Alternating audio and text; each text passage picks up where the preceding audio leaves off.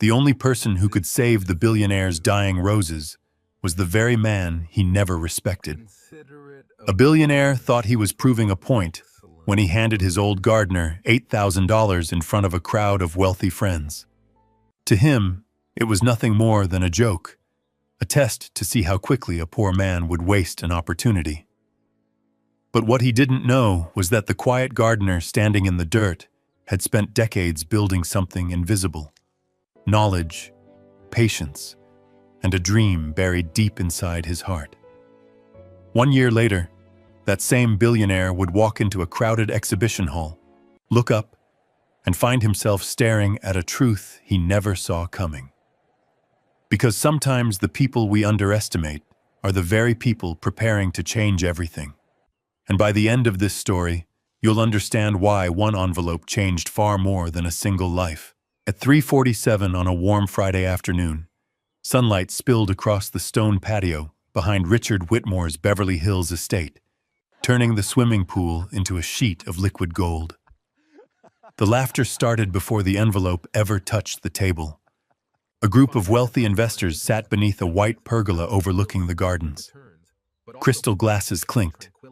Expensive watches flashed in the sun. Conversations drifted between stock markets, private jets, and vacation homes in Aspen. Not one of them paid much attention to the man working among the rose bushes 20 feet away. Elijah Brooks had been trimming the southern flower beds since sunrise. At 62, he moved more slowly than he once had, but every motion carried the confidence of experience. His dark hands worked carefully around each stem. He never rushed. Plants had taught him long ago that rushing usually caused damage. Sweat darkened the collar of his faded blue workshirt. A pair of worn gardening gloves hung from his back pocket. He was focused on a white rose bush that had been struggling for weeks. Nobody at the table noticed. Nobody except Richard. The billionaire leaned back in his chair and glanced toward Elijah. One of his guests followed his gaze. "How long has that gardener been working here?" the man asked. Richard shrugged. "Years." The answer drew a few chuckles. "Looks like he's been doing it forever." "Probably has," another guest said. More laughter. Elijah heard it. Not clearly, not every word. But enough. After decades of working around wealthy people, he had developed a talent for recognizing the sound of conversations that weren't meant for him. He kept trimming. A few moments later, Richard stood. "Actually," he said, reaching into the pocket of his expensive blazer, "watch this." His friends looked up. Richard walked inside the house. When he returned, he carried a thick white envelope. He crossed the patio and stopped near the flower bed. Elijah glanced up. For a moment, the garden became completely silent. Even the guests seemed curious. Richard held out the envelope. "Elijah." The older man slowly stood.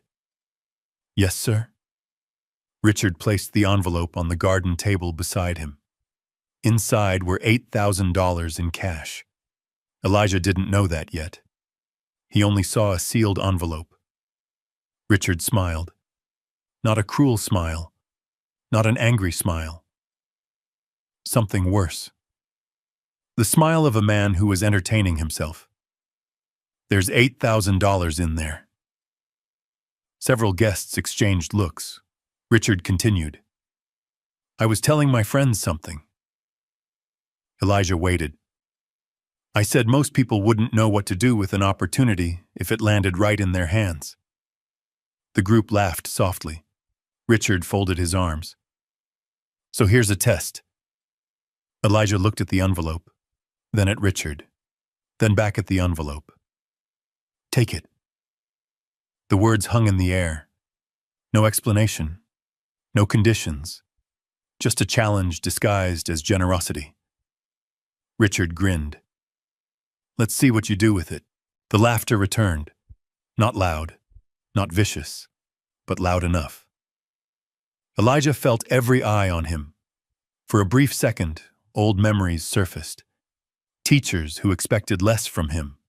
employers who never learned his name, customers who spoke past him instead of to him, people who saw his skin, his age, his clothes, and decided they already knew his story. The feeling passed quickly, because anger had never grown anything. Elijah bent down, picked up the envelope with soil-stained fingers, and said only 4 words. "Thank you, Mr. Whitmore." That was all. No speech, no defense, no embarrassment, no attempt to prove anything. He simply returned to the roses. The guests seemed disappointed. Perhaps they had expected excitement, maybe gratitude, maybe confusion. Instead, Elijah carefully examined a damaged branch and continued working. Richard stared at him for several seconds, then shook his head and returned to the table. Within minutes, everyone had moved on. The conversation shifted back to business deals and investment portfolios. The envelope was forgotten, at least by them.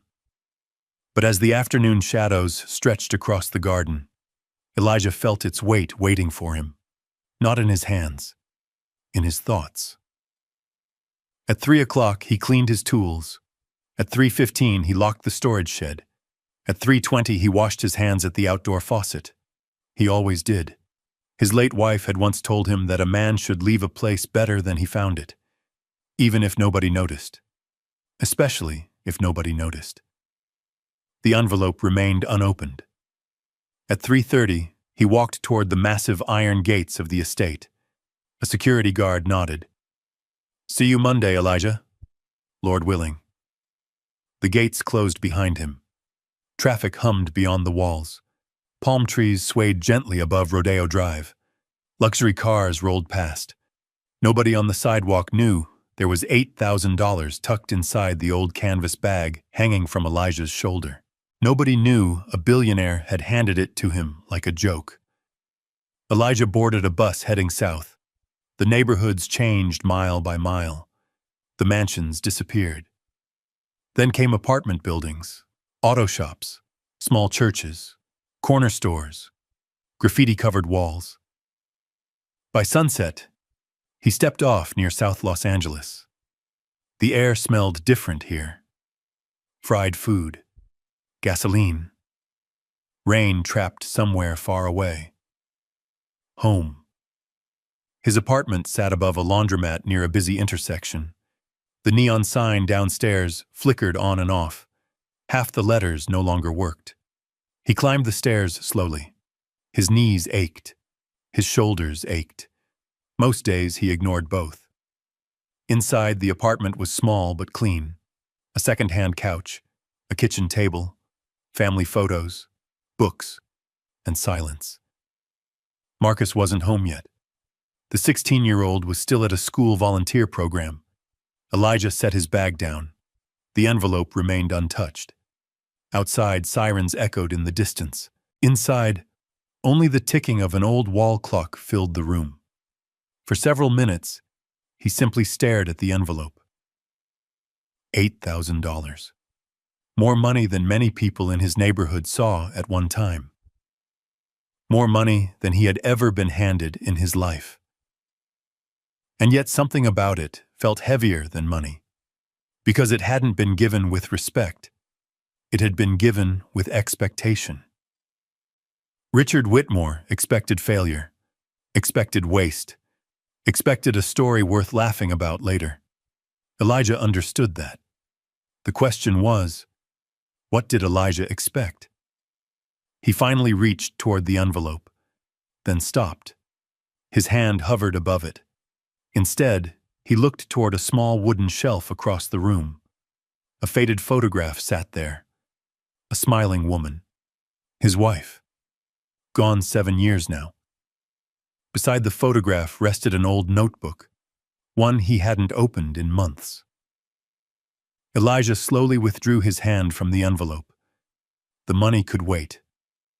For the first time all afternoon, curiosity replaced humiliation. His eyes settled on the notebook, and a thought entered his mind. A thought that would change everything. He wasn't ready to open the envelope yet. Not until he remembered something first. something far more valuable than whatever was inside, something his wife had spent years trying to teach him. As darkness settled outside the apartment window, Elijah walked toward the shelf. The unopened envelope remained on the table behind him. Waiting. Just as the future was waiting, and neither one had revealed itself yet. The apartment was quiet, except for the ticking clock on the wall. Elijah stood in front of the wooden shelf for several seconds before reaching for the notebook. The cover had once been dark blue. Years of handling had faded it into something closer to gray. His thumb brushed across the worn edge. A memory moved through him like a soft wind. Grace. Even after 7 years, he still thought her name before he opened anything that mattered. Outside, a police siren wailed somewhere down the boulevard. Inside, the room felt suspended in time. Elijah carefully opened the notebook. The first page wasn't filled with gardening notes. It wasn't filled with business ideas.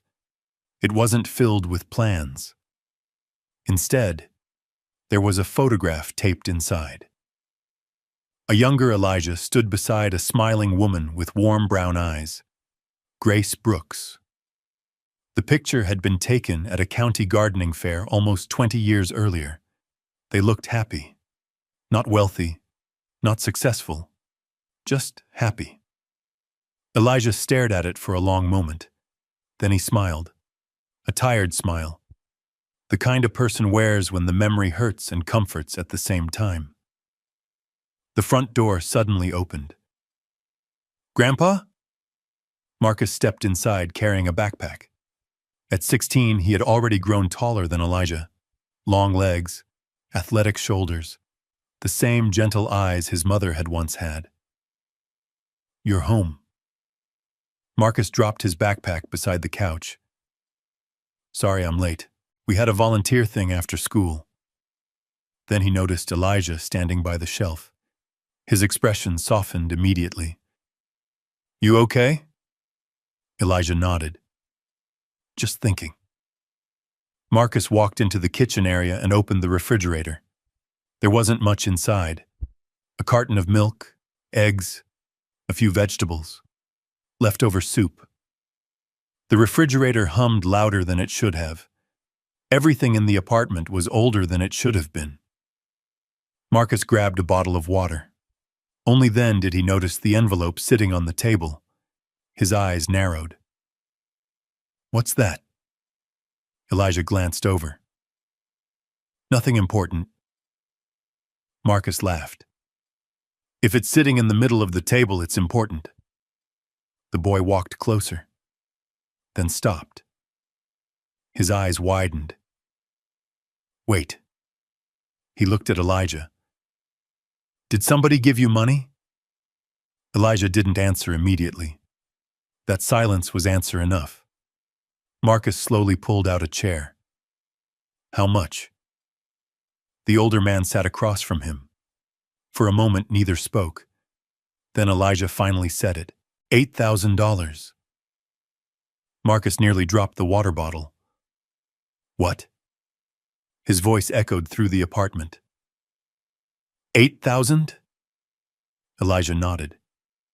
Marcus stared at him, then at the envelope, then back at him again.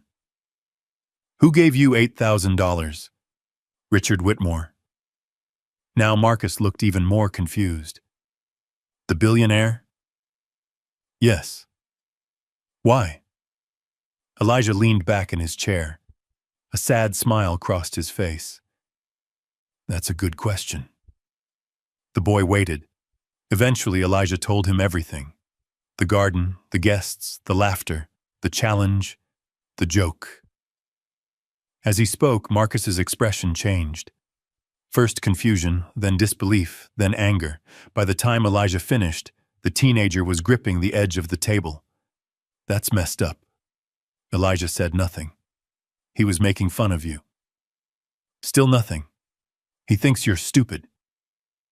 The old man looked toward the window. The neon sign from the laundromat flickered across the room in soft red flashes. "I know." Marcus shook his head. I would have handed it back. Elijah chuckled quietly. When I was 16, I would have too. What changed? Elijah thought for a moment. Then he looked directly at his grandson. Life. The answer hung between them. Simple. Heavy, true.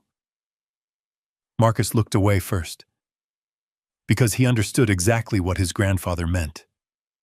Life had changed both of them. After losing his mother, Marcus had learned very young that anger didn't pay rent, pride didn't buy groceries, and sometimes surviving required swallowing things that should never have happened. The room fell quiet again. Eventually, Marcus pointed toward the envelope. So what are you going to do? That question lingered in the air. Elijah glanced at the money, then at the notebook, then back at Marcus. I don't know yet. Marcus frowned. Most people would know. Most people aren't me. That answer earned a small smile. The boy stood and started heating soup on the stove. Outside, darkness settled over South Los Angeles. Traffic lights glowed red and green through the apartment window. A bus hissed to a stop on the corner. Someone laughed in the street below. Life moved forward, as it always did. Later that evening, after dinner, Marcus disappeared into his room to finish homework. Elijah remained at the table, alone. The envelope still unopened. The notebook open beside it. He turned another page, and another, then another. Each page carried pieces of grace, notes written in neat handwriting, plant observations, business ideas, sketches, dreams. One page stopped him completely. At the top, Grace had written, Community Garden Project. Elijah's breathing slowed. Below the title were plans, not for profit, not for wealth, for people. The project described turning abandoned lots into food gardens for struggling neighborhoods, teaching children how to grow vegetables, helping seniors maintain gardens, providing fresh produce where grocery stores were scarce. Grace had written every detail, every possibility, every hope. Elijah remembered the night she wrote it. She had sat at this same table, talking faster than he could keep up, excited, passionate, certain. She believed gardens could change lives, not because they made money, because they gave people dignity. Back then, Elijah had smiled and listened. They always thought there would be more time. Then cancer arrived, and time disappeared. The notebook trembled slightly in his hands. He closed his eyes. For a moment, he could almost hear her voice again. You know more than you think you do, Elijah. The memory hit harder than he expected. His throat tightened. He looked toward the photograph on the shelf, then toward the envelope. $8,000. The money suddenly felt different. Not like a prize, not like an insult, not even like an opportunity. It felt like a question. What would you do if fear wasn't deciding for you? A knock at the door interrupted his thoughts. Elijah stood. When he opened the door, he found Mrs. Ramirez from downstairs. The elderly woman held a small grocery bag. Sorry to bother you. You never bother me. She smiled. I bought too many oranges. Elijah immediately accepted the bag. You should keep them. I already have enough. That was a lie. Both of them knew it. Mrs. Ramirez lived on a fixed income. She never had enough, yet she always shared. Elijah thanked her anyway. As she turned to leave, she paused. Your grandson helped me carry groceries yesterday. Elijah smiled. Sounds like Marcus. He reminds me of you. The old woman disappeared down the hallway. Elijah closed the door slowly, then looked at the oranges in the bag. Small acts of kindness. They happened every day. Most people never noticed, but they mattered. The thought stayed with him as midnight approached. Eventually, he sat back down at the table. This time, he finally opened the envelope. The cash inside looked unreal beneath the yellow kitchen light. Stacks of bills. Clean, neat, silent. Enough money to pay overdue expenses. Enough money to replace appliances. Enough money to solve temporary problems. But as Elijah stared at it, something unexpected happened. The excitement never came. Instead, another feeling appeared. Clarity. Because the answer had already been sitting beside the money all evening. Inside the notebook. Inside the dream Grace never got to finish. Inside decades of knowledge nobody had ever bothered to ask about. Elijah slowly returned the money to the envelope. Then he opened the notebook again. This time he wasn't looking backward. He was looking forward. Outside, the city lights stretched across South Los Angeles. Inside, an old gardener sat at a small table and began writing something in the margin of a page for the first time in years. One sentence. One idea. One beginning. And when dawn finally arrived, Elijah had made a decision so unexpected that the next morning he would not show up at Richard Whitmore's estate for the first time in years. Instead, he would go somewhere else. Somewhere Grace had once dreamed about. Somewhere that might change everything. And before the sun rose over Beverly Hills, Elijah Brooks already knew exactly where he was going. The alarm clock never had a chance to ring. Elijah was already awake. A pale blue glow crept through the apartment window as the city slowly stirred to life. Somewhere below, a delivery truck rattled down the street. A bus hissed to a stop at the corner. The world was beginning another ordinary day. But for Elijah, nothing felt ordinary anymore. The notebook sat open on the kitchen table. Grace's handwriting filled the pages. Some lines were faded. Some pages were stained with coffee rings and fingerprints. Others looked as if they had been written only yesterday. Elijah ran his hand gently across the paper. For years, the notebook had been a memory. Last night, it had become a map. Marcus shuffled into the kitchen, rubbing sleep from his eyes. "You've been up all night, haven't you?" Elijah smiled. "Not all night." "That's not an answer." The old man chuckled. Marcus looked at the open notebook, then at the envelope, then back at Elijah. A strange feeling settled in his chest. His grandfather looked different. Not younger, not happier. Just lighter. Like a man carrying something important instead of carrying something heavy. "You figured it out, didn't you?" Marcus asked. Elijah poured coffee into 2 mismatched mugs. "I figured out the first step." Marcus sat down. "What is it?" Elijah turned the notebook toward him. A page near the middle had been folded for years. At the top, Grace had written 3 words. Community Garden Initiative. Beneath the title were pages of notes, sketches, ideas, plans, volunteer programs, seed exchanges, educational workshops, partnerships with schools. Marcus leaned forward. "I've never seen this before. Neither had I." "You never read it?" "I couldn't." Marcus looked up. "Because of Grandma?" Elijah nodded. For a moment, neither spoke. Grief was an old visitor in that apartment. Not loud anymore. Not sharp, but always present. Like a scar that never completely faded. After a while, Marcus pointed at one of the sketches. "What's this?" "A greenhouse." "And this?" "A nursery." The boy frowned. "You and Grandma wanted to build this?" "We talked about it for years." "What happened?" Elijah smiled sadly. "Life happened. cancer, hospital bills, long nights, hard choices, dreams postponed until they quietly disappeared, or so he had believed. Now the dream sat open on the table again, waiting. Marcus looked at the envelope.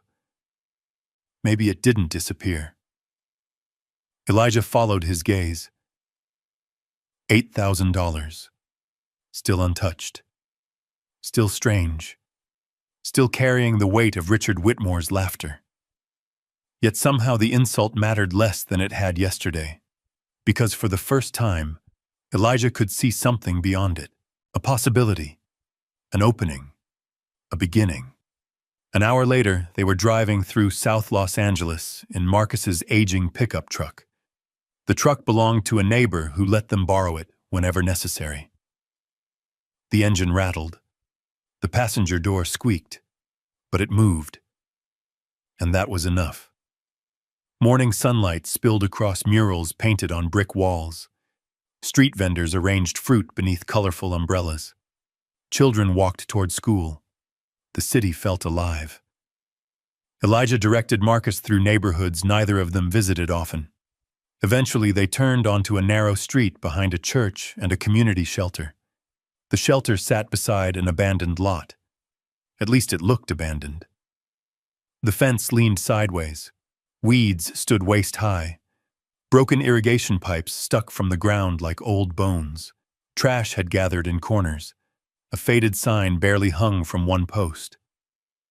Southside Community Garden. Marcus stared. This place? Elijah nodded. Years ago, he had volunteered there occasionally with Grace. Back when the garden had fed dozens of families. Back when children came on Saturdays to learn how vegetables grew. Back when hope looked a little more organized. Now the garden looked forgotten. The shelter director stepped outside as they approached. Mrs. Helen Carter, 70 years old, silver hair, kind eyes. The same woman who had worked there for almost 2 decades. Recognition immediately crossed her face. Elijah Brooks. He smiled. Morning, Helen. The elderly woman laughed. I haven't seen you in years. I know, Her eyes softened. And Grace? The question hung between them. Elijah simply shook his head. Understanding filled her face. I'm sorry. He nodded once. The silence said the rest. A few moments later, she led them through the gate. Marcus looked around. The place felt sad. Not dead, just abandoned. Like something that had waited too long for someone to come back. What happened? Marcus asked.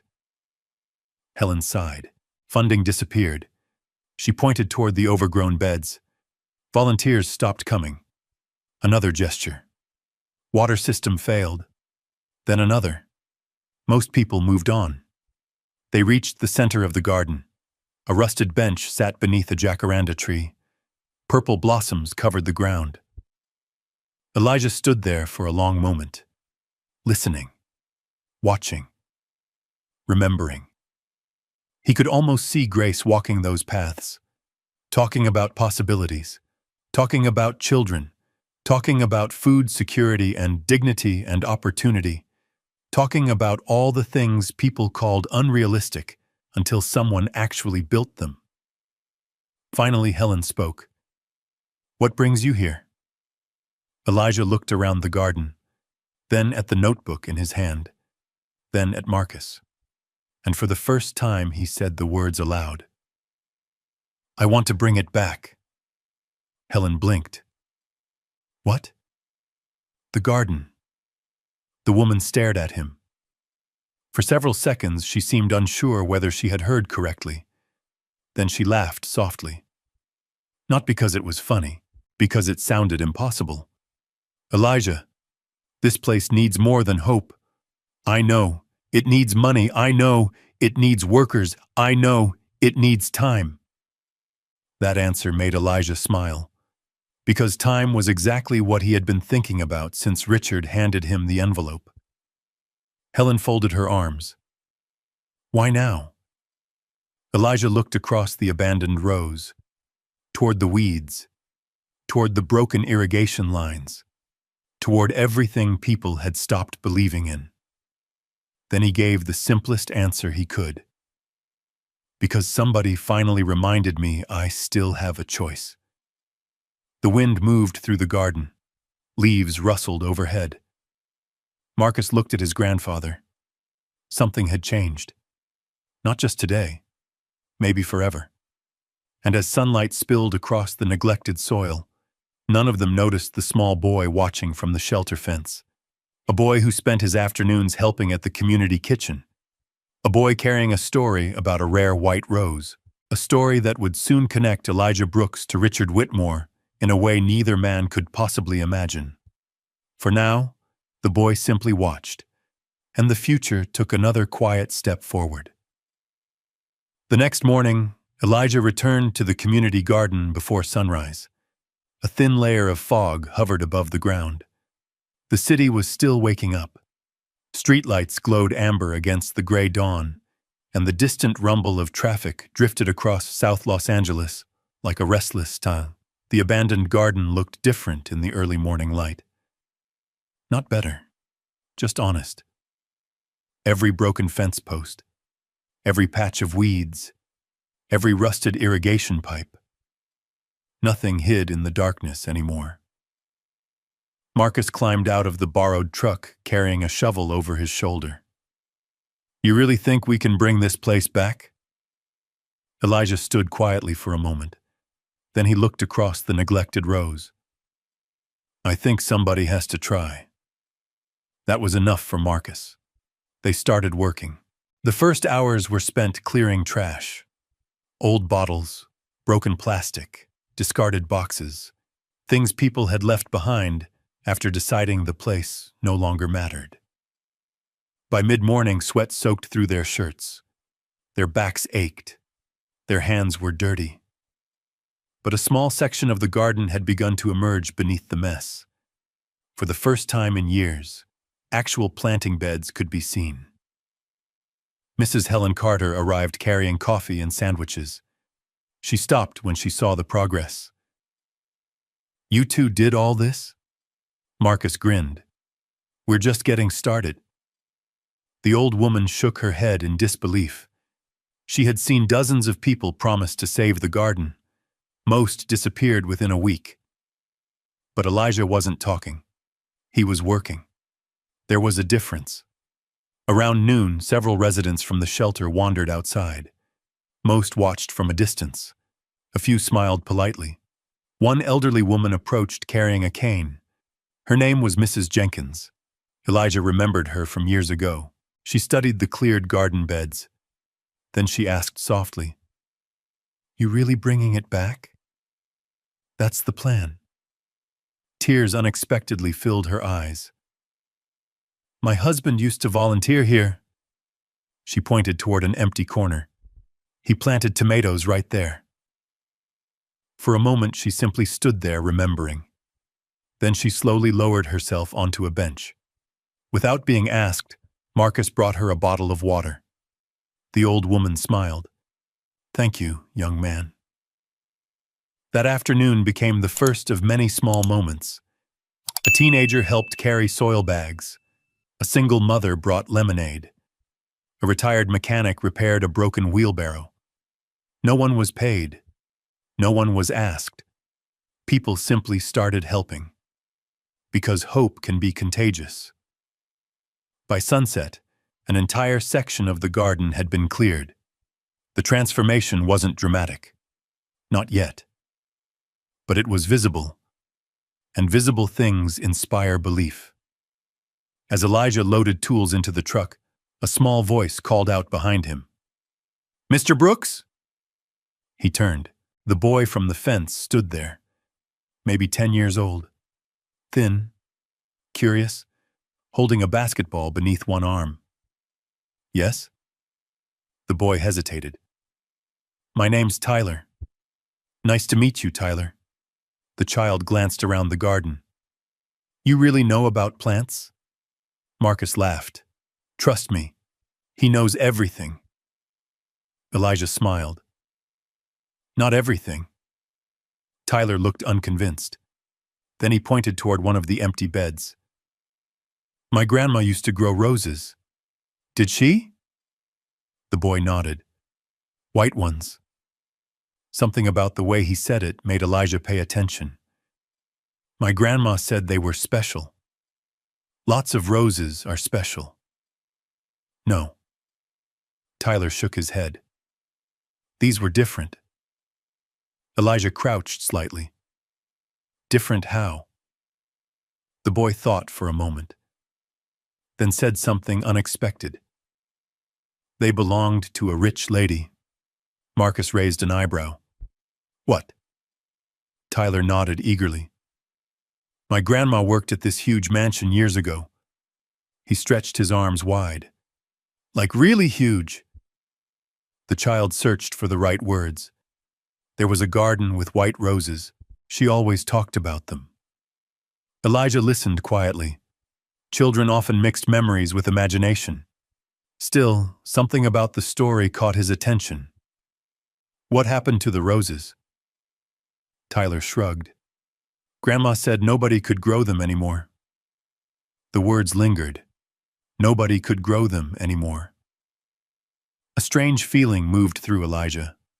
Not because of the roses, because of memory. Somewhere deep in the back of his mind, he remembered hearing about a rare white rose variety years ago. An unusual one. Difficult to propagate. Extremely delicate. He couldn't place it. Not yet. But the memory was there. Waiting. Tyler smiled. Anyway, I just wanted to know if I could help. Elijah looked at the boy, then at the garden, then back at him. What time do you get out of school? The child's face lit up immediately. 3 days later, Tyler became the youngest volunteer in the garden. Over the following weeks, life settled into a new rhythm. Elijah continued working at Richard Whitmore's estate during the day. The billionaire never mentioned the envelope again. In fact, Richard seemed to have forgotten the entire incident. To him, it had been a passing moment. A joke. A curiosity. Nothing more. Meanwhile, every evening and every weekend belonged to the garden. Slowly, green life returned. Seeds sprouted. Beds expanded. Children appeared after school. Neighbors donated tools. Mrs. Jenkins brought homemade cornbread every Thursday. The shelter began serving vegetables grown on site. For the first time in years, the community garden felt alive. One evening, Marcus sat beside Elijah on the edge of a raised planting bed. The sun was setting behind the city skyline. Orange light stretched across the garden. Children laughed near the water station. Tyler chased a soccer ball between planting rows. Marcus watched everything quietly. Then he asked, "Why does this feel bigger than a garden?" Elijah smiled, because he had been thinking the same thing. It's never just been a garden. What is it then? The older man looked around. At the families, the volunteers, the children, the neighbors who now stopped by simply to talk. It's a place where people remember they matter. Marcus fell silent. A few minutes later, Tyler came running across the garden, out of breath, excited. "Mr. Brooks, what is it?" The boy held up an old photograph. "My grandma found this." The picture was faded and creased. Tyler handed it over. Elijah examined it carefully. A large estate, an elegant garden, and near the center, a row of rare white roses. His eyes narrowed. The image triggered something, a memory from decades earlier, a conversation, a nursery catalog, a name. Then he saw another detail, a woman standing beside the roses, and suddenly he recognized her. Not the woman personally, but the family, the estate, the story. His heartbeat slowed, because he now knew exactly whose roses they were. And for the first time, Elijah realized the forgotten flowers in Tyler's story were connected to Richard Whitmore's family. Very connected. The realization settled heavily in his chest. Because if he was right, those roses weren't just rare. They were nearly extinct. And somewhere in Beverly Hills, a garden was quietly dying. A garden connected to a billionaire who still believed Elijah Brooks was just an old gardener with dirt under his fingernails. Elijah stared at the photograph as the last sunlight disappeared beyond the city. The future had just taken another step, and neither Richard Whitmore nor Elijah Brooks understood where that path would lead. Elijah kept staring at the faded photograph long after the sun had disappeared. The white roses stood in neat rows behind the smiling woman in the picture. Elegant, rare, fragile. For a brief moment, he could almost remember the name of the variety. It sat somewhere in the back of his mind, hidden beneath decades of memories. Not tonight, he thought. Some answers arrived when they were ready. He folded the photograph carefully and handed it back to Tyler. "Take good care of this." The boy nodded. "My grandma says those flowers were worth a fortune." Elijah smiled. "Sometimes the most valuable things aren't the ones people sell." Tyler frowned. "What does that mean?" Elijah glanced around the community garden. Children were laughing near the water station. Volunteers were carrying tools back to the shed. Mrs. Jenkins was waving goodbye. It means some things become valuable because of what they mean to people. The boy seemed to think about that for a moment. Then he tucked the photograph into his backpack. "See you tomorrow, Mr. Brooks." "See you tomorrow." As the garden emptied, Marcus loaded tools into the truck. The city lights began flickering to life beyond the rooftops. For the first time in years, Elijah felt something he hadn't allowed himself to feel. Momentum. Not success. Not victory. Just movement. Forward. The next morning began before dawn. Elijah still reported to Richard Whitmore's estate. He still trimmed hedges, still cared for flower beds, still arrived before anyone else. Nothing on the surface had changed. But inside, everything was different. Richard Whitmore stood on the patio speaking into his phone while Elijah worked near the fountain. The billionaire barely glanced at him.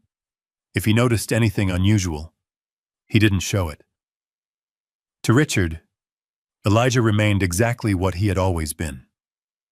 The gardener, a reliable employee, nothing more.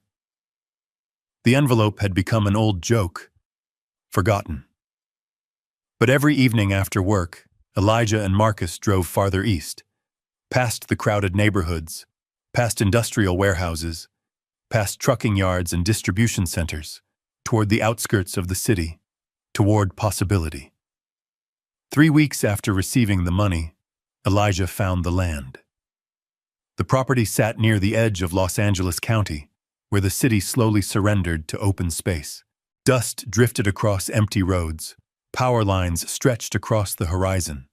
The mountains stood blue and distant in the afternoon haze. The land itself wasn't impressive. A little over an acre. Dry. Uneven. Neglected. Most people would have driven past without slowing down. Elijah stopped the truck immediately. "This is it." Marcus looked around. "This?" The teenager sounded disappointed. Elijah climbed out. The wind tugged gently at his shirt. He crouched and scooped up a handful of soil. Then he smiled. Marcus laughed. "You're smiling at dirt. I'm smiling at potential." The teenager rolled his eyes. Same thing, apparently. Elijah rubbed the soil between his fingers. The texture told him things. Moisture retention. Drainage. Mineral balance. Years of experience spoke through his hands.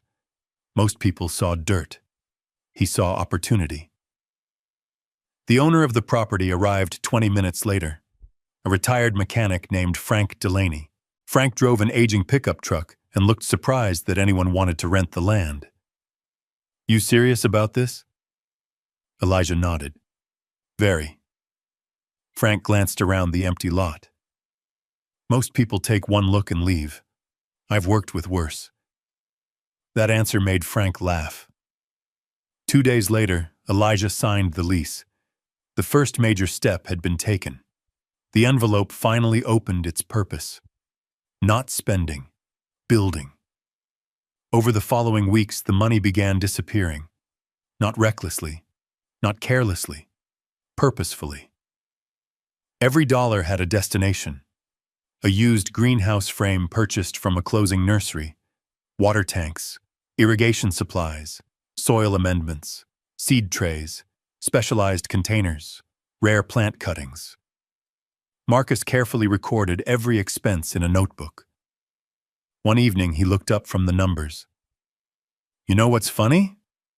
"What?" "You still spend money like you're broke." Elijah chuckled. "That's because I've spent most of my life broke." The boy grinned. Fair point. By the second month, the greenhouse finally stood. It wasn't beautiful. Not yet. The frame showed rust. The plastic covering wasn't perfect. One corner leaned slightly. But when sunlight poured through it for the first time, Elijah stood quietly inside and smiled. Grace would have loved this. That thought stayed with him all afternoon. The nursery still had no name, no sign, no customers, no guarantee of success. But it existed. That alone felt remarkable. The first setback arrived 3 days later. A valve failed during the night. By morning, hundreds of seedlings had dried out. Marcus stared at the damage in disbelief. "We lost almost everything." The young plants drooped beneath the morning sun. Weeks of work ruined. Elijah knelt beside the trays, examining each one carefully. His face revealed almost nothing. Marcus finally exploded. "Aren't you upset?" "Of course. You don't look upset." The older man gently lifted a damaged tray. "Because being upset won't fix it." The answer frustrated Marcus. At least at first. Then Elijah handed him a small plant. "What do you see?" "A dead seedling." Elijah shook his head. "Look closer." Marcus did. A tiny section of green remained near the stem, barely visible. "It isn't dead yet." Slowly the lesson sank in. The next week they replanted, started over, adjusted, improved, moved forward. Again, and again, and again. The months passed. Summer settled across Southern California. The greenhouse grew hotter. The work became harder. Money continued disappearing. Meanwhile, the community garden kept expanding. Volunteers multiplied. Families returned. Children filled the pathways after school. Tyler became one of Elijah's most enthusiastic helpers. One Saturday afternoon, while watering vegetables, Tyler suddenly pointed toward a nearby bed. "Mr. Brooks, what is it?" The boy ran over carrying a newspaper clipping. "My grandma found something else." Elijah unfolded the article. The paper was old. Very old. Nearly 20 years old. The headline described a charity event held at a Beverly Hills estate.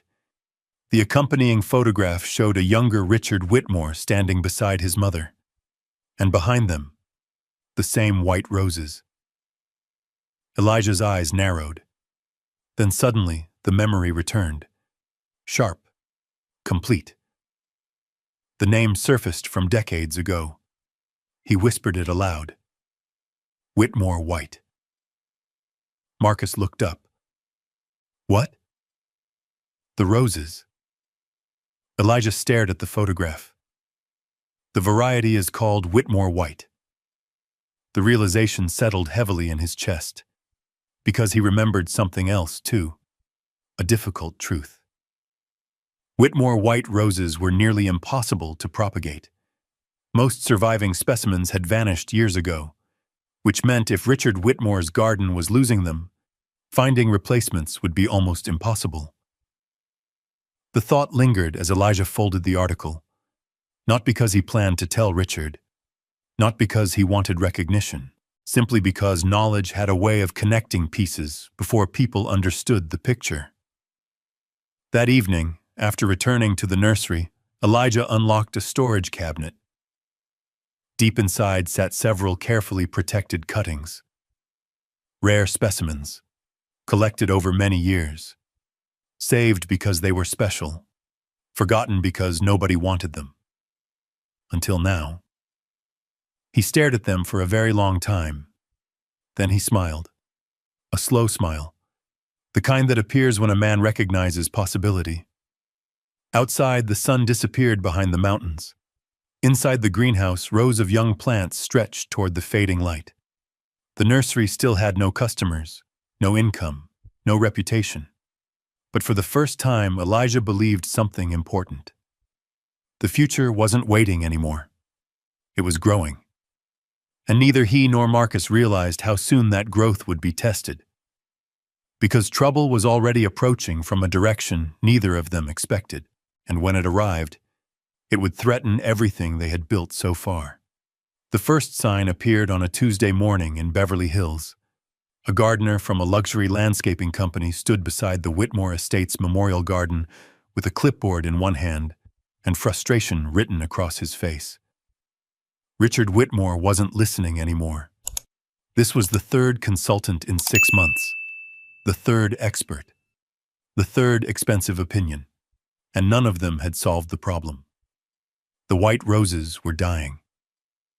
Richard stood with his hands in his pockets, staring at the flower bed that stretched beneath the old stone statue of his mother. The garden occupied the eastern corner of the estate. Morning sunlight reached it first. His mother had loved that spot. For years, the roses had bloomed brilliantly. Every spring, every summer, every anniversary. Now the leaves curled at the edges. The blooms appeared smaller. Entire branches had begun turning brown. The landscaping consultant adjusted his glasses. "We've tested the soil twice." "And?" Richard asked. "No obvious disease." "What does that mean?" The man hesitated.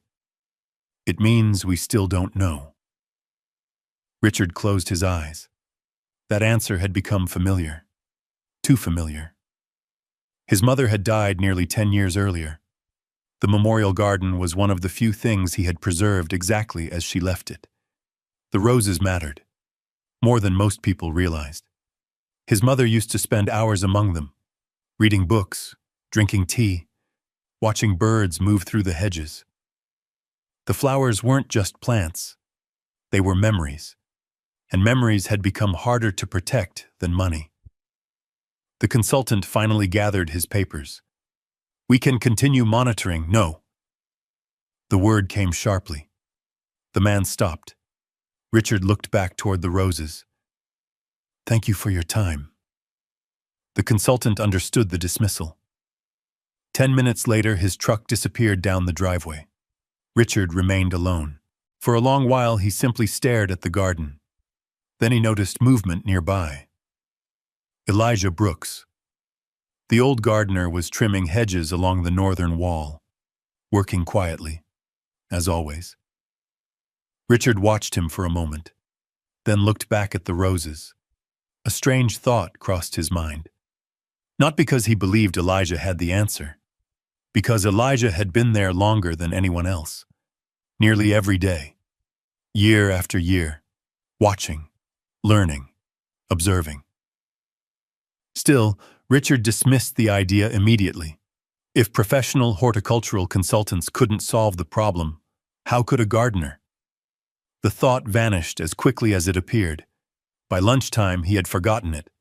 Elijah hadn't, not entirely, He had noticed the consultant's truck, the soil samples, the conversations. Most importantly, he had noticed the roses, for months now, maybe longer. He knew something was wrong. Not because of laboratory reports, not because of expensive equipment, because he had watched those roses every day for years. Plants spoke. Most people simply didn't know how to listen. The symptoms were subtle. The leaves, the growth pattern, the color variation, the root stress. He recognized them. But experience had taught him something else. Unrequested advice from invisible people was rarely welcome, so he stayed silent. That evening, after work, he drove to the nursery. The sun hung low over the hills beyond the property. Inside the greenhouse, Marcus was watering trays of young plants. Tyler was there too. The boy had become a regular volunteer. He practically lived at the community garden whenever school wasn't in session. Marcus waved. "You're late." "Busy day." Elijah set down his bag, then walked directly toward a row of carefully protected cuttings near the rear wall. Marcus followed. "You've been checking those every day." "I know." The teenager looked closer. Most of the cuttings appeared ordinary. Except for one group, their leaves carried a slightly different shape, a unique texture, a subtle elegance. Marcus pointed. "The white roses?" Elijah nodded.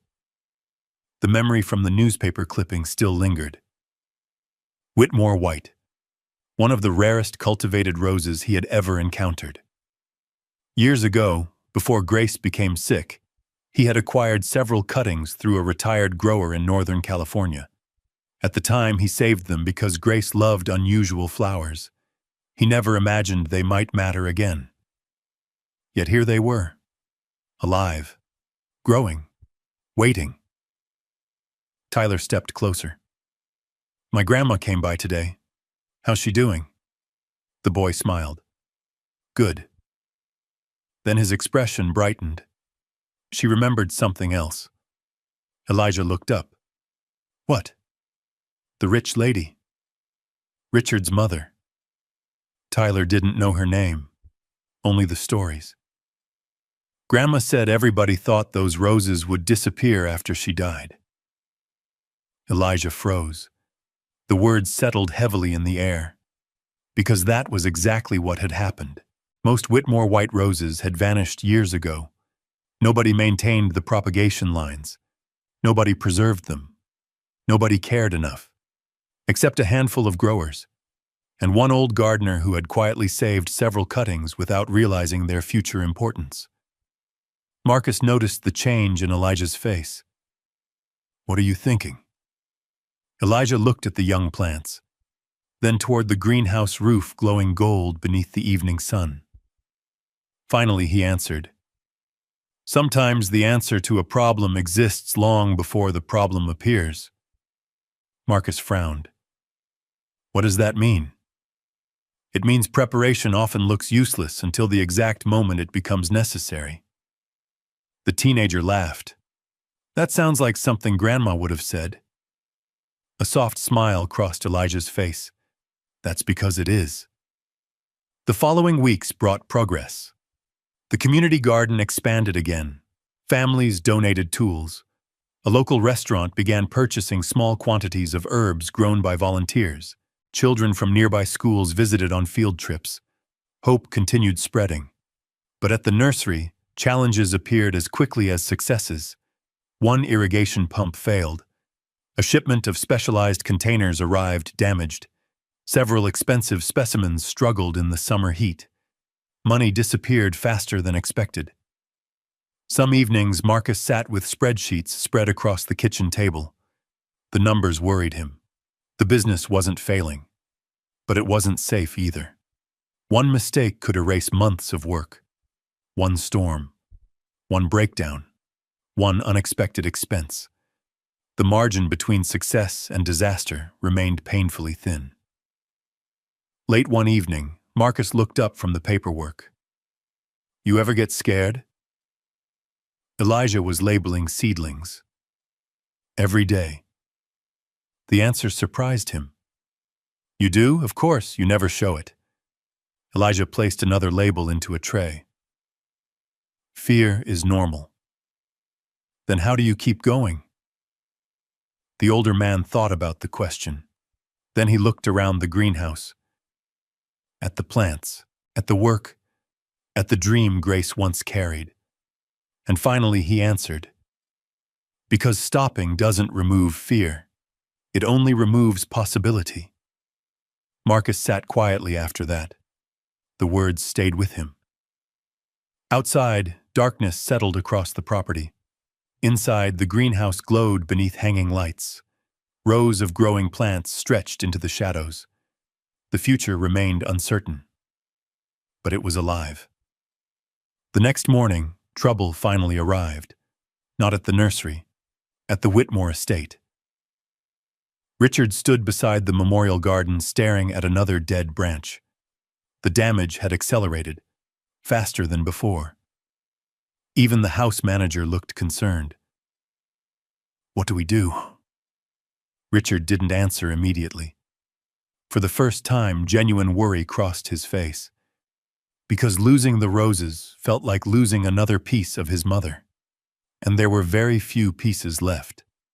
Nearby, Elijah quietly trimmed a hedge. He glanced once toward the memorial garden. Only once. But it was enough. The symptoms were unmistakable now. He knew exactly what the problem was. And more importantly, he knew exactly how to fix it. The realization settled heavily inside him.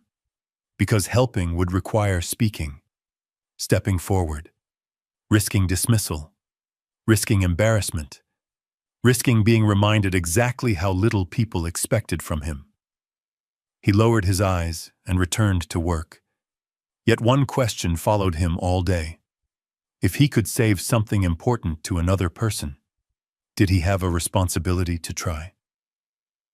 By the time the sun began setting over Beverly Hills, Elijah still hadn't answered that question. But somewhere deep inside, the answer was already beginning to grow. And very soon, remaining silent would become impossible. The rain arrived 3 days later. Not the gentle kind that drifted across Southern California once or twice a year. This storm came hard. Dark clouds rolled over Beverly Hills before sunrise. Wind rattled the palm trees. Water hammered rooftops and flooded gutters. Elijah arrived at the Whitmore estate at 6 o'clock, as he always did. Rain soaked his jacket before he even reached the service entrance. The security guard nodded. "Morning, Elijah." "Morning." The old gardener stepped inside and immediately noticed something unusual. Several employees stood near the maintenance garage talking in low voices. The house manager, Cynthia Walker, looked tense. Her tablet was tucked beneath one arm. She rarely looked tense. "What happened?" Elijah asked. Cynthia sighed. "The memorial garden." His stomach tightened. "What about it?" "The roses are worse." For a moment, neither spoke. Rain drummed against the roof. Finally, Cynthia shook her head. "Mr. Whitmore is furious." That wasn't surprising. What surprised Elijah was the fear in her voice, because everyone at the estate understood what the memorial garden meant. The flowers weren't merely expensive landscaping. They were family, memory, loss, love, things money couldn't replace.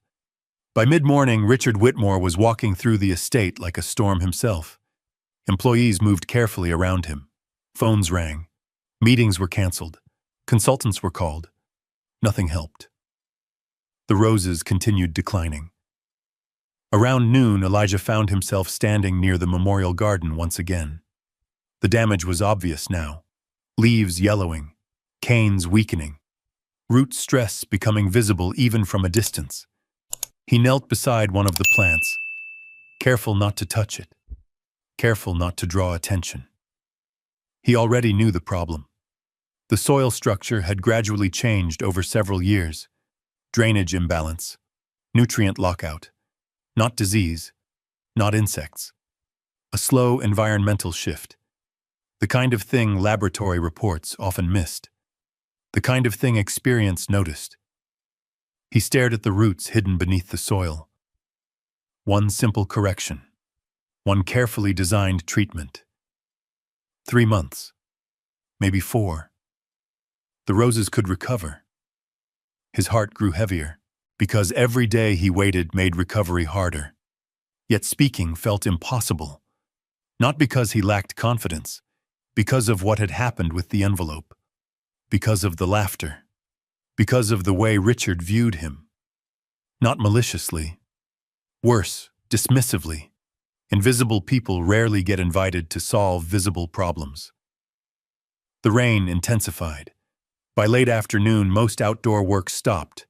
Employees retreated indoors. Elijah remained. He hated leaving work unfinished. As darkness approached, he loaded tools into a small utility cart near the service road behind the estate. His boots were covered in mud, his jacket soaked. The storm showed no signs of ending. Across town, Marcus waited in the borrowed pickup truck. The nursery needed attention before nightfall. Several rare specimens required protection from the weather, including the Whitmore white cuttings. Especially the Whitmore white cuttings. Elijah finished locking the equipment shed just after 6. Rainwater streamed down the driveway. Thunder rumbled somewhere in the distance. He began walking toward the employee parking area. Halfway there, he noticed something. One of the drainage channels near the memorial garden had completely clogged. Water pooled dangerously close to the roses. Too much water. Too fast. If left overnight, additional root damage could occur. Elijah stopped, looked toward the main house, looked back toward the drainage channel, then sighed. The decision wasn't complicated. It was simply who he was. He set down his bag, grabbed a shovel, and began clearing debris from the channel. Rain poured down around him. Mud soaked his pants. His hands worked quickly. Leaves, branches, trash, anything blocking the flow. Water gradually began moving again, exactly as intended. He never considered whether anyone would notice. That wasn't why he did it. Kindness had become a habit long ago. Some habits survive regardless of circumstance. 15 minutes later, headlights appeared through the rain. Marcus. The teenager parked near the gate and jogged toward him. You ready? Almost. Marcus looked around. What are you doing? Preventing a bigger problem. The boy smiled. That sounded exactly like his grandfather. Neither realized someone else was watching. From an upstairs office window. Richard Whitmore. The billionaire had returned from a difficult meeting and happened to glance outside. He saw movement near the memorial garden, saw Elijah, saw mud, saw several plant containers nearby, and unfortunately, he saw only part of the story. His frustration was already boiling. His judgment was clouded by weeks of stress, and people often see what they expect to see. Richard expected disappointment. The next thing he noticed made everything worse. Near Elijah's feet sat one of the rare propagation containers he had brought earlier from the nursery for comparison purposes. A container holding a young white rose cutting. Richard's eyes narrowed. What was a rose cutting doing there? A dangerous assumption immediately formed. Downstairs, he grabbed his coat. 5 minutes later, Elijah heard footsteps approaching through the rain. Fast, angry, purposeful. He turned. Richard Whitmore stood several yards away. Cynthia Walker followed behind him. So did one of the security guards. The atmosphere changed instantly. Marcus felt it too. What happened? He whispered. Elijah didn't answer. Richard's face was hard. Harder than Elijah had ever seen. What exactly are you doing? The question cut through the rain. Elijah straightened. Clearing the drainage channel. Richard pointed toward the propagation container. What's that? Elijah followed his gaze. Understanding arrived immediately. Not the situation. The misunderstanding. It's a cutting. From where? My nursery. Richard laughed once, coldly, disbelieving, amazing. The word sounded nothing like praise. Elijah remained calm. Mr. Whitmore, I gave you $8,000. The rain seemed quieter suddenly. Everyone heard the sentence. Marcus froze. Cynthia looked uncomfortable. Richard stepped closer. And now I find you taking plant stock from my property? Shock spread through the silence. Marcus immediately spoke. What? That's not... Elijah gently raised a hand. The teenager stopped. The old gardener looked at Richard. Not angry, not defensive, simply hurt. Because this wasn't about the roses. It wasn't about the cutting. It was about what Richard believed of him. After all these years, after every morning, every season, every storm. This was the conclusion he reached. That hurt more than the accusation itself. I didn't take anything. Richard folded his arms. The timing is convenient. The cutting is mine. Can you prove it? The question lingered. Rain fell between them. For a brief moment, Elijah considered explaining everything. The nursery, the community garden, the greenhouse, the Whitmore white roses, all of it. Then he looked at Marcus. The teenager's face was burning with anger, embarrassment, pain. And suddenly, Elijah understood something. This moment wasn't really about him anymore. It was about what Marcus was seeing. A boy watching his grandfather treated like a suspect. A boy learning how the world sometimes judges people before hearing them. Elijah swallowed slowly. Then he said the simplest thing possible. I didn't take anything. Richard stared at him. The silence stretched. Finally, he turned toward the security guard. Escort him off the property. Marcus took a step forward. What? Marcus. Elijah's voice was calm. The teenager looked at him in disbelief. Grandpa, it's okay. No, it's not. The words cracked. Raw, honest, human. Richard looked away first, perhaps because part of him wasn't entirely certain anymore. But anger had momentum, and momentum rarely stops immediately. Elijah quietly picked up his tools, his bag, the container, the soaked jacket. No argument, no scene, no accusation, just dignity. Sometimes dignity is the loudest response available. As they walked toward the gate, Marcus couldn't stop shaking. Rain soaked both of them. The estate lights glowed behind them. The giant mansion stood bright against the darkness, and for the first time in years, Elijah Brooks walked out carrying something heavier than exhaustion. Not anger. Disappointment. The kind that settles deep. The kind that doesn't disappear quickly. Behind them, the gates slowly closed.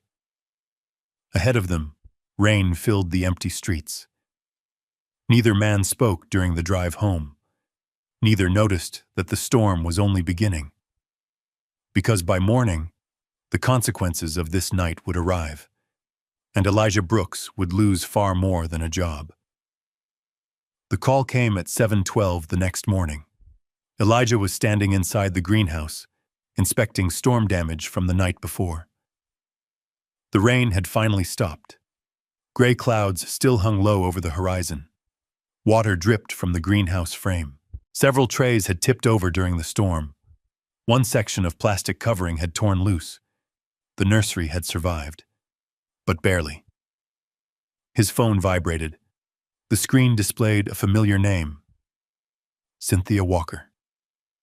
For a moment, Elijah simply stared at it. Then he answered, "Good morning." Silence. A long silence. Finally, Cynthia spoke. Her voice sounded tired. "Elijah." He already knew. People often know bad news before hearing it. "I'm sorry." The words confirmed everything. Cynthia continued, "Mr. Whitmore has decided to terminate your employment effective immediately."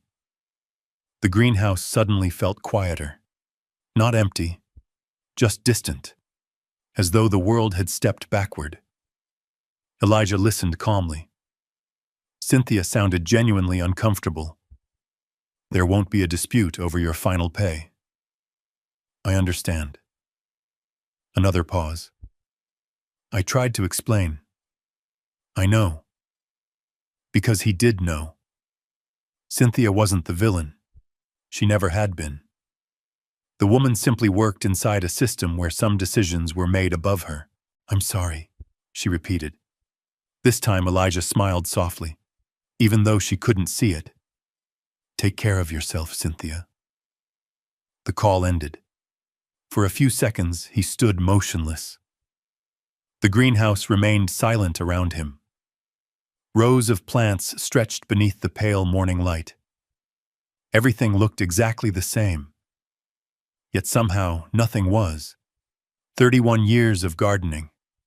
9 years at the Whitmore estate. Gone with a phone call. Marcus arrived 20 minutes later. One look at Elijah's face told him something had happened. The teenager climbed from the truck. "What is it?" Elijah didn't answer immediately. Instead, he carefully finished adjusting a damaged seedling tray. Then another. Then another. Finally, he stood. "They let me go." Marcus froze. The words landed like a punch. "What?" "They terminated my position." The teenager stared, waiting for more, waiting for a correction, waiting for someone to say it wasn't true. Nothing came. Anger arrived first. Hot, immediate, unfiltered. "That's ridiculous." Elijah remained quiet. Marcus stepped forward. "He accused you of stealing." Still silence. He was wrong. Silence again. The teenager's frustration grew. He didn't even ask questions. Finally, Elijah spoke. "No." The simple answer somehow made everything worse. Marcus kicked a loose bucket. It rolled across the greenhouse floor. The sound echoed loudly. "I hate this." The words slipped out before he could stop them.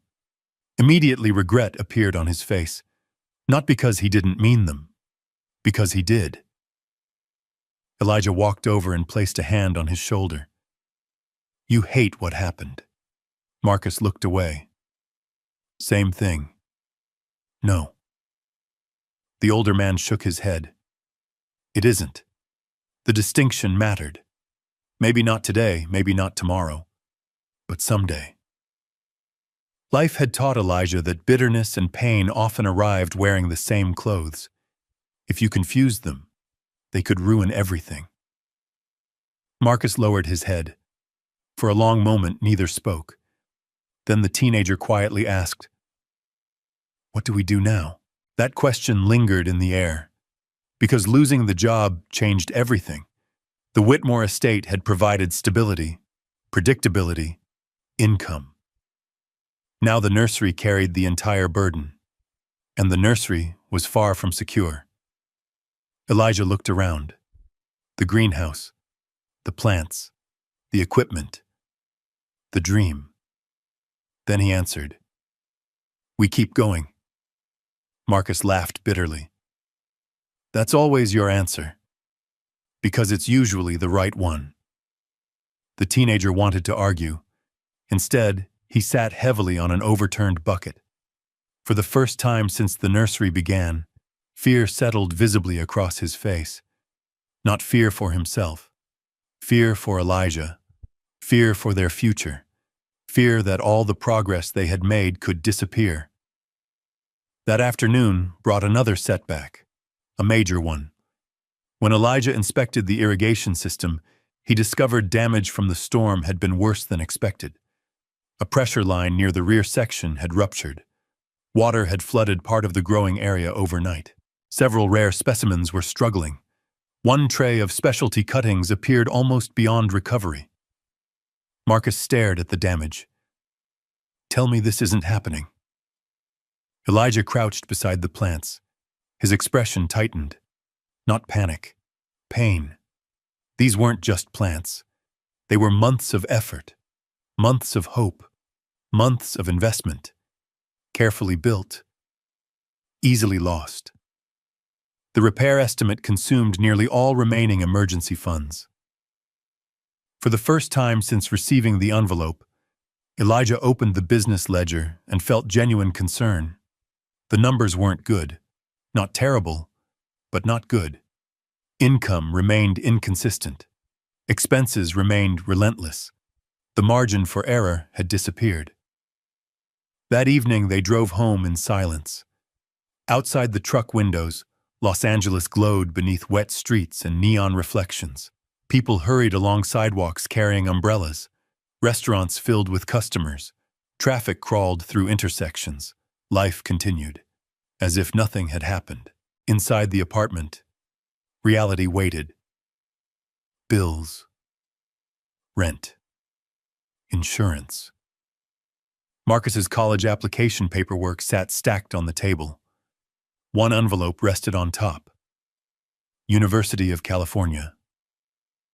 Marcus stared at it. He hadn't opened it yet. The timing felt wrong. Everything felt wrong. The teenager sat quietly while Elijah prepared dinner. Simple vegetable soup. Nothing fancy. Nothing expensive.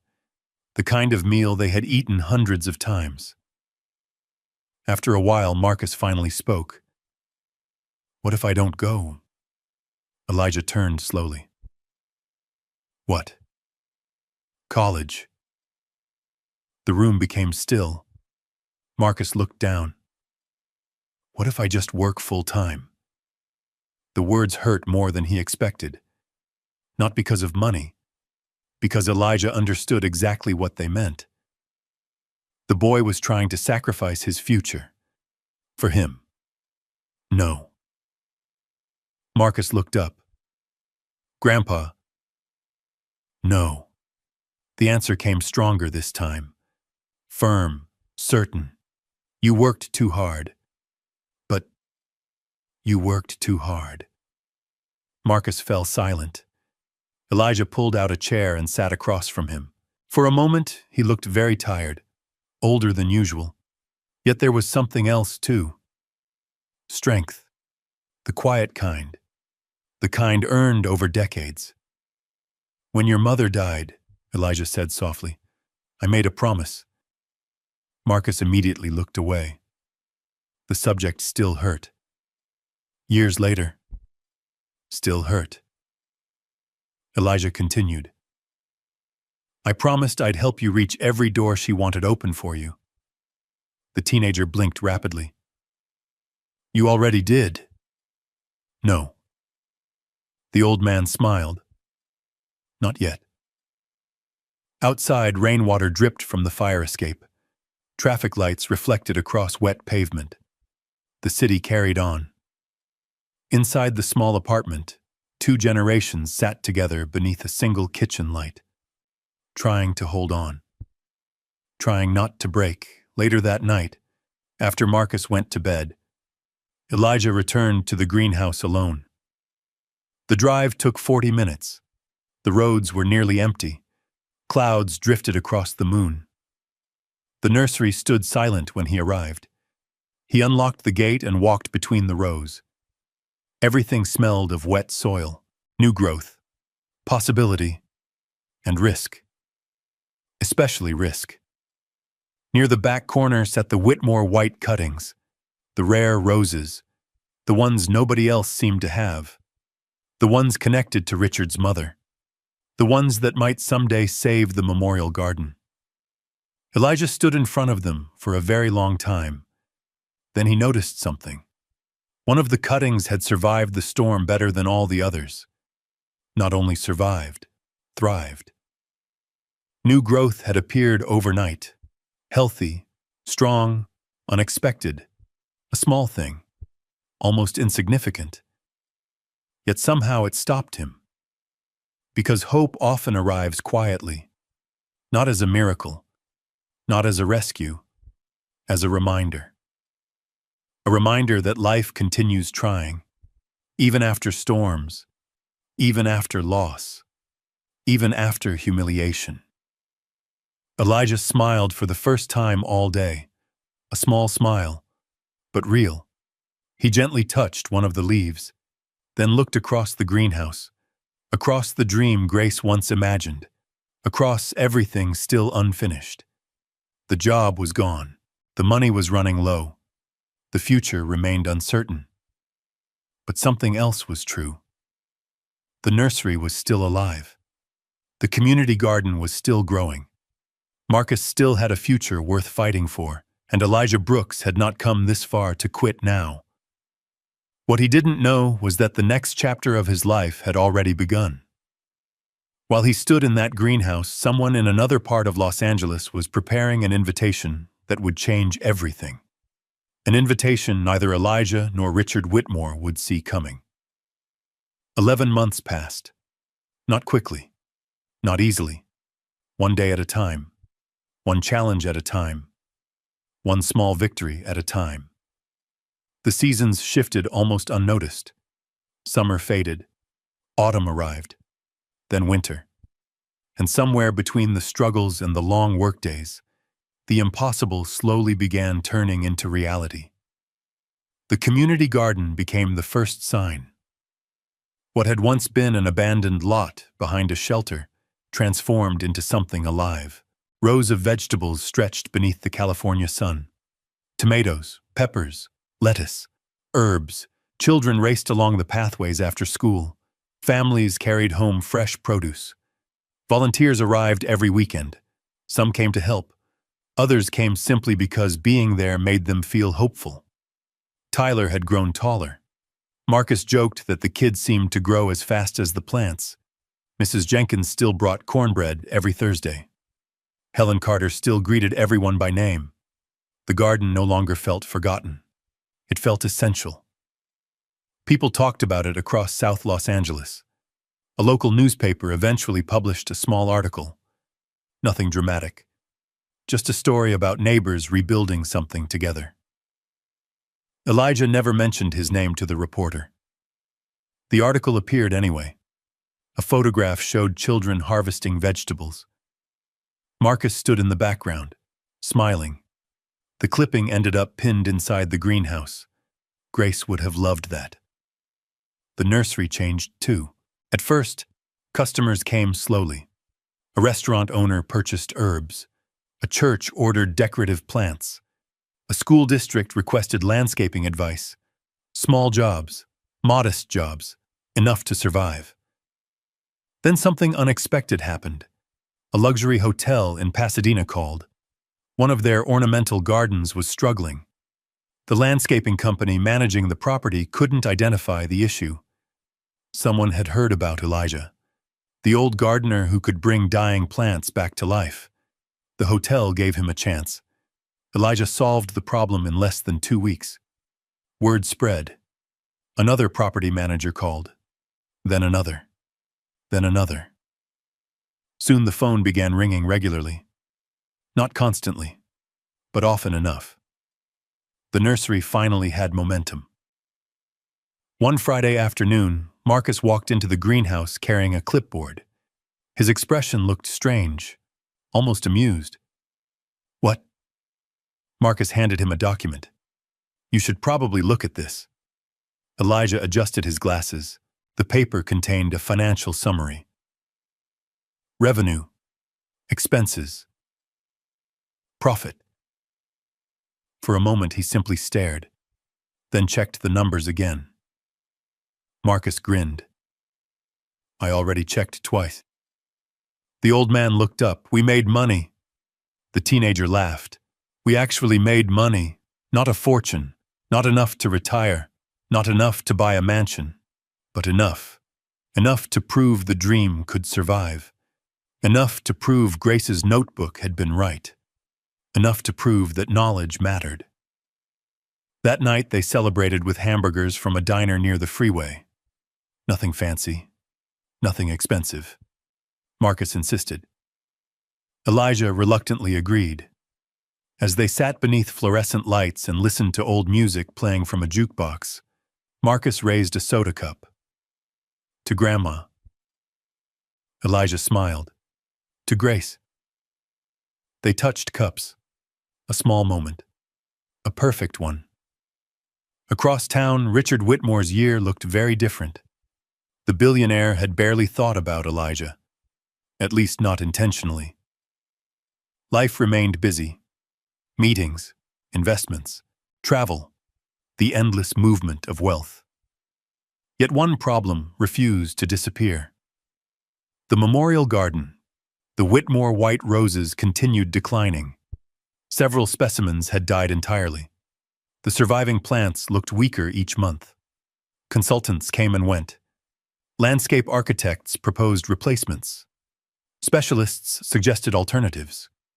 Richard rejected every solution, because none of them preserved what mattered. The roses weren't decorative. They were memory, and memory couldn't simply be replaced. One evening he stood beside the garden after sunset. The stone pathway glowed beneath soft landscape lighting. Wind moved through the trees. The roses stood quiet in the darkness. For a brief moment he remembered his mother, her voice, her laughter, the way she used to kneel beside the flowers despite being wealthy enough to pay others. A strange sadness settled over him. The garden looked tired, like something slowly slipping away. And for reasons he couldn't explain, another memory surfaced. An old gardener standing in the rain. A misunderstanding. An accusation. The memory disappeared almost immediately. Yet it left behind something unexpected. Discomfort. Meanwhile, life kept moving forward for Elijah. The nursery officially received a name: Brooks Restoration and Heritage Gardens. Marcus designed the logo. Tyler voted on the color. Mrs. Jenkins claimed the lettering looked too fancy. Everyone laughed. The sign itself wasn't large, just a simple wooden board near the entrance. Yet when Elijah installed it, he stood quietly for a long time. Because for the first time, the dream had an identity, a real one. A year earlier, he had been trimming hedges for someone else. Now he was building something that belonged to him, not because of luck, not because of magic, because of work. Relentless work. One afternoon, a white SUV pulled into the nursery. A woman stepped out carrying a portfolio. Professional, confident, well-dressed. Her name was Lauren Myers. She introduced herself as coordinator for the California Heritage Landscape Expo. Marcus immediately recognized the event, the largest specialty landscaping exhibition in the state. Hotels, resorts, developers, architects, investors, everyone attended. Lauren smiled. "We've been hearing about you." Elijah looked genuinely confused. "Hearing what?" "The man who revives plants nobody else can save." Marcus nearly choked, trying not to laugh. Elijah rolled his eyes. Lauren continued, "We'd like Brooks Restoration and Heritage Gardens to exhibit." For a moment, nobody spoke. The greenhouse felt suddenly very quiet. The invitation rested on the table between them. Elegant, official, real. Marcus stared at it, then at Elijah, then back at the invitation. "You should say yes." Lauren smiled. "I agree." Elijah looked around the greenhouse, at the plants, at the volunteers working outside, at everything that had grown from a joke disguised as generosity. Finally, he nodded. Okay. The single word changed everything. Preparations began immediately. The following months became a blur. Display materials, marketing brochures, special specimens, demonstration projects. Marcus worked late designing presentations. Tyler distributed flyers around the community garden like a miniature advertising executive.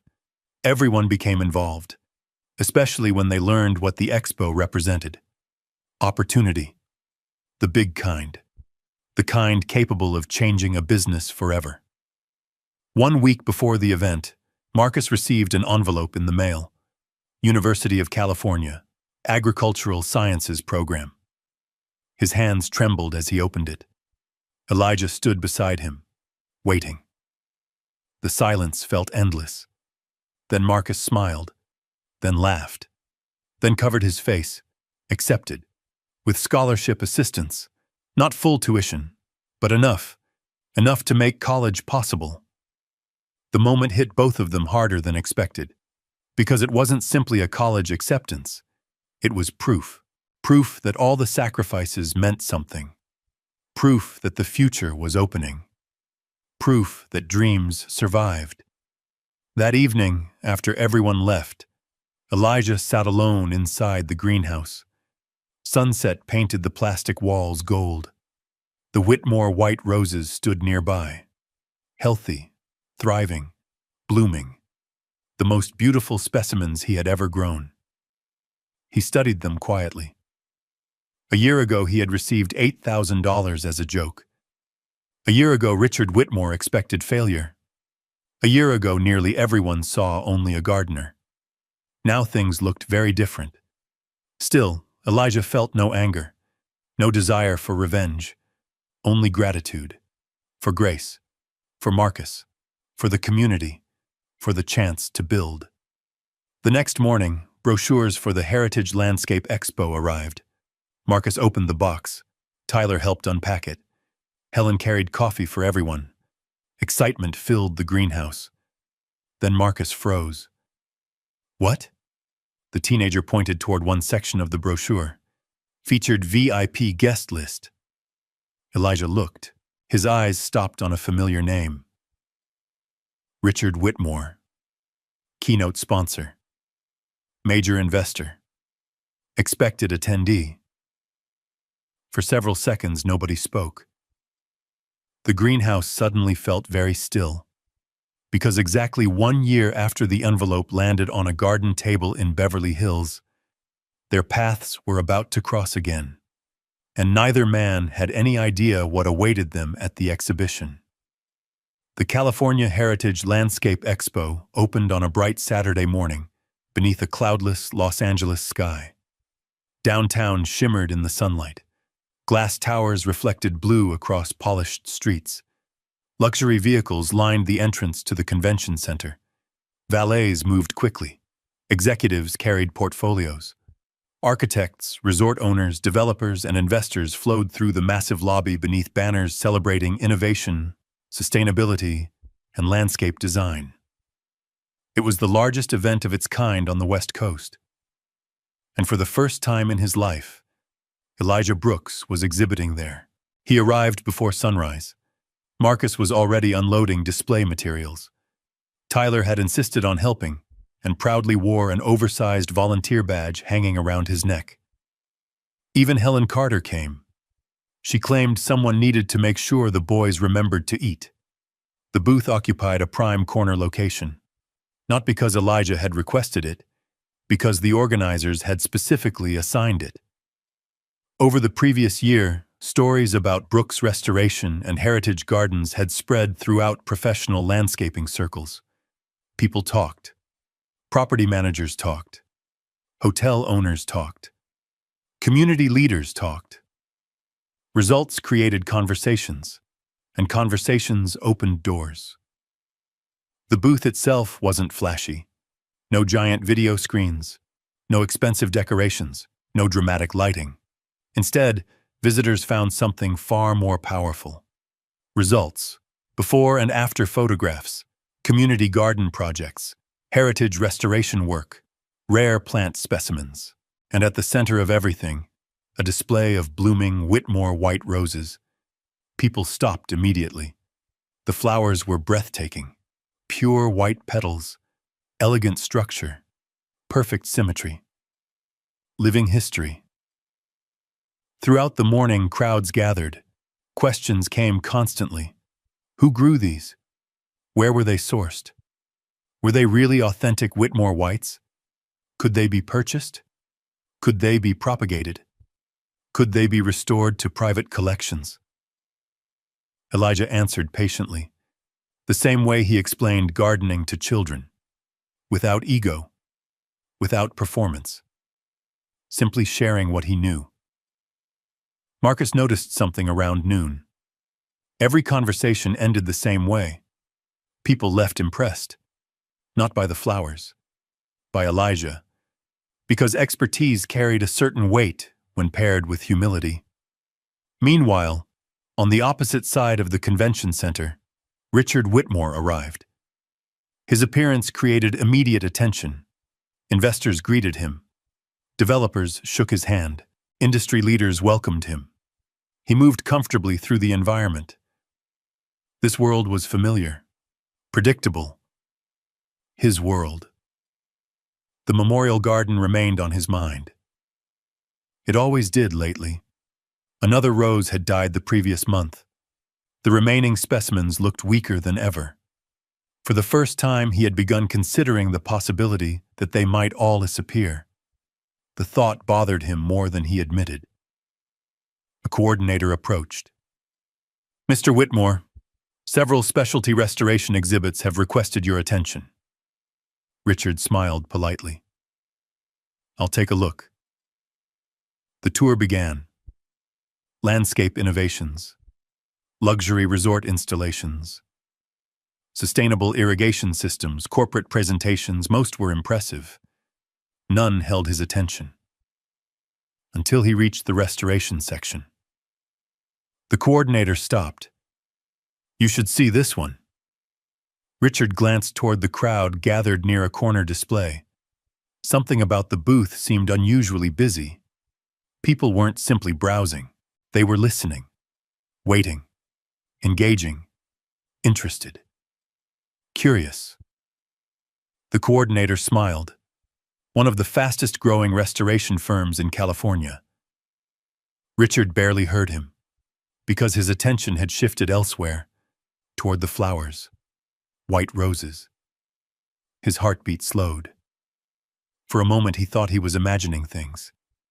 Then he stepped closer. The blooms were unmistakable. Whitmore white. His mother's roses. His eyes narrowed. Impossible. No one had authentic specimens. No one. He moved through the crowd. Closer. Then closer still. Questions flooded his mind. Where had they come from? How had they survived? Who possessed them? The crowd finally parted, and Richard Whitmore stopped walking. Completely. Because standing beside the display was a man he recognized immediately, a man he hadn't seen in almost a year. Elijah Brooks. For several seconds, Richard genuinely believed he must be mistaken. The convention center noise faded. The crowd disappeared. The entire room seemed to narrow. Elijah stood speaking with a hotel owner. Confident, professional, calm. Not wearing work clothes, not carrying gardening tools, not trimming hedges. He wore a simple charcoal suit, nothing extravagant, nothing flashy. Yet somehow Richard barely recognized him, because context changes perception, and for the first time, he was seeing Elijah outside the role he had assigned him. The old gardener finished his conversation. The hotel owner shook his hand enthusiastically. Then another client approached, and another, and another. Richard watched in stunned silence. Someone beside him noticed. You know him? The question broke his concentration. What? The man smiled. Brooks Restoration. He pointed toward Elijah. Everyone's talking about him. Richard stared. Talking about what? The answer arrived immediately. The restoration projects. Another voice joined. And the community gardens. A third. And those roses. The first man laughed. Especially those roses. Richard looked back toward the display. The Whitmore whites seemed almost unreal, healthier than any specimens remaining at his estate, healthier than they had looked in years. His stomach tightened. A difficult realization began forming, one he wasn't ready to face. Nearby, Marcus spotted him first. The teenager froze. A complicated mix of emotions crossed his face. Tyler followed his gaze. "Who's that?" Marcus didn't answer immediately, then quietly said, "Richard Whitmore." Tyler blinked. "The billionaire?" Marcus nodded. The boy's eyes widened. Neither said another word, because Elijah had just noticed him too. Their eyes met across the crowd. 1 year. Exactly 1 year. A long silence passed. Not spoken. Felt. Neither man moved. Richard saw the gardener he thought he understood. Elijah saw the billionaire who had underestimated him. Neither looked away. Finally, Richard began walking toward the booth. The crowd naturally parted. Not because of wealth, because of curiosity. People sensed something important was happening. Elijah remained calm. His expression revealed nothing. Not anger, not triumph, not resentment. Simply composure. Richard stopped in front of him. For a moment, neither spoke.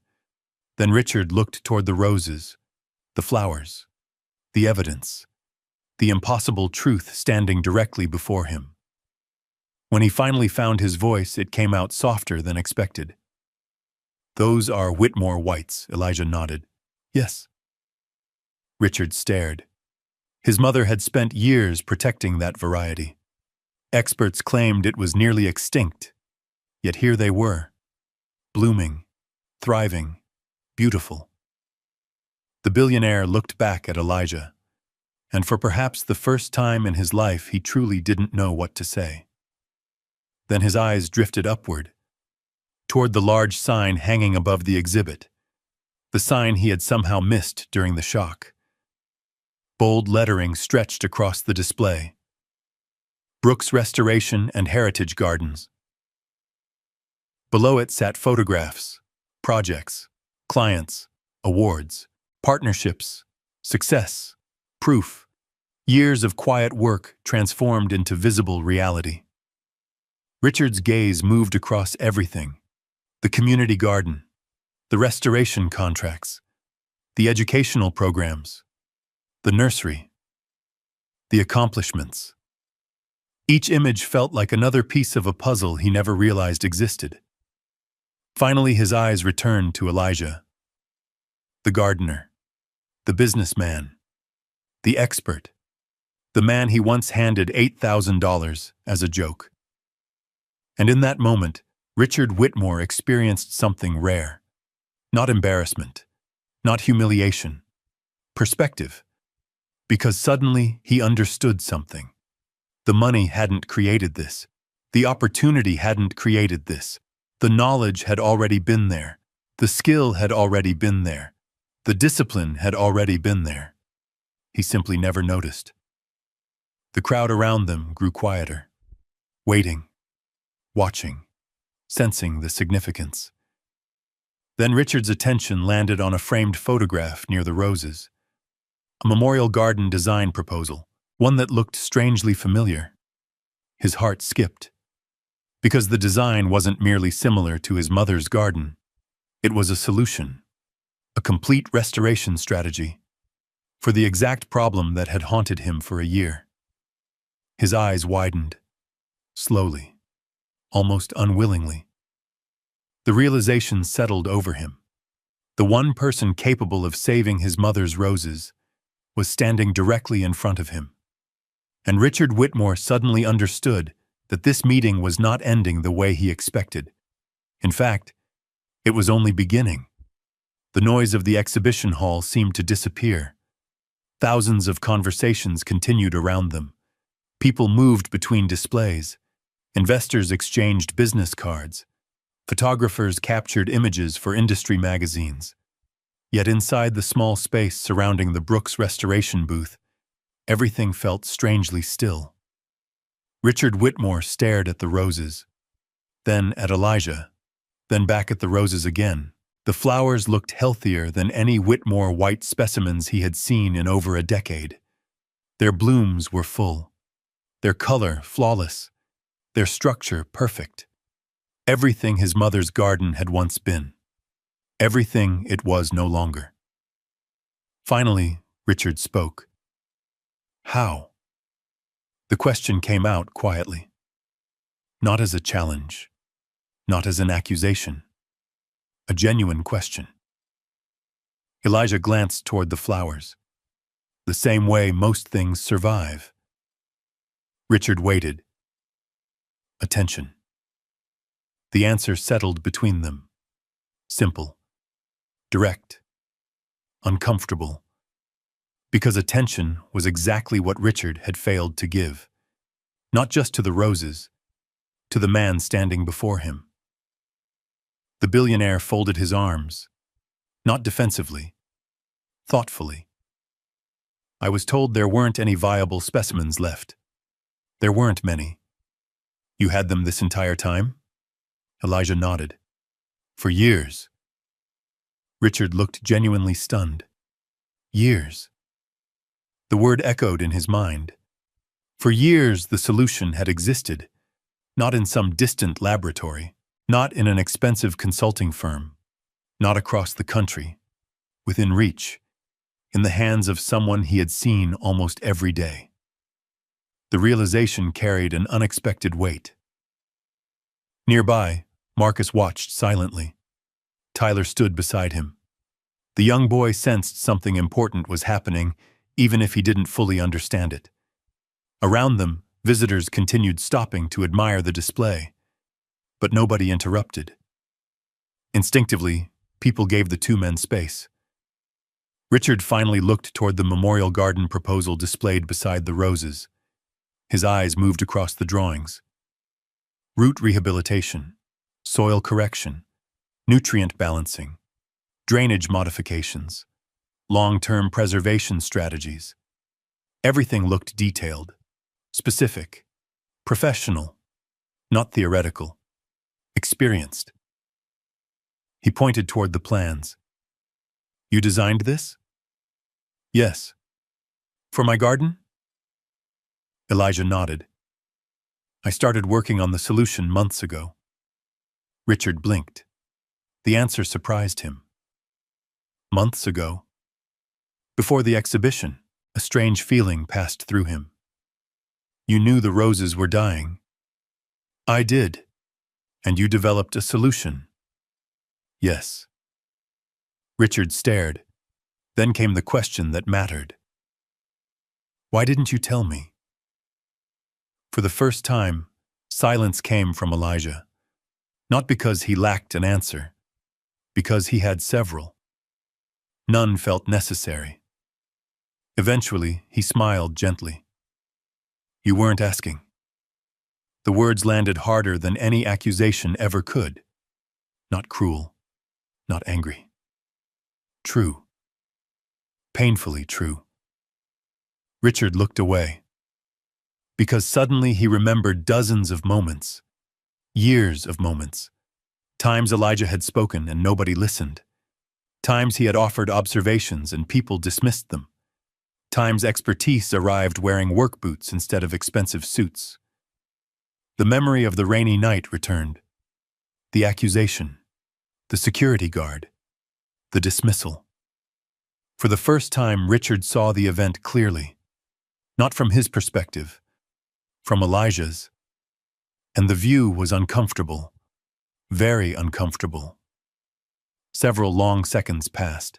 Then Richard exhaled slowly. I owe you an apology. The words surprised even him.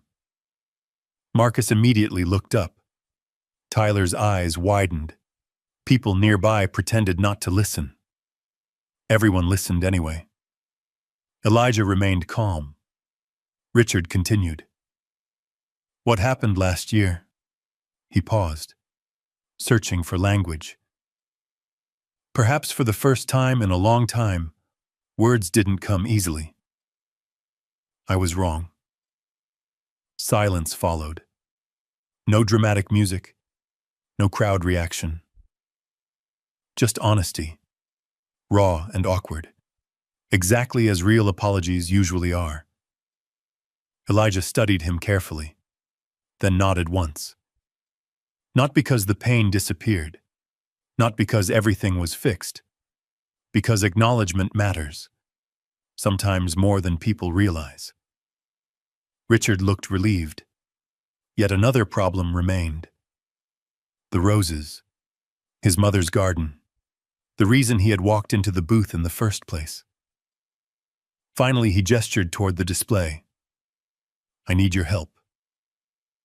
The sentence felt strange coming from a billionaire, perhaps because genuine need often does. Elijah listened.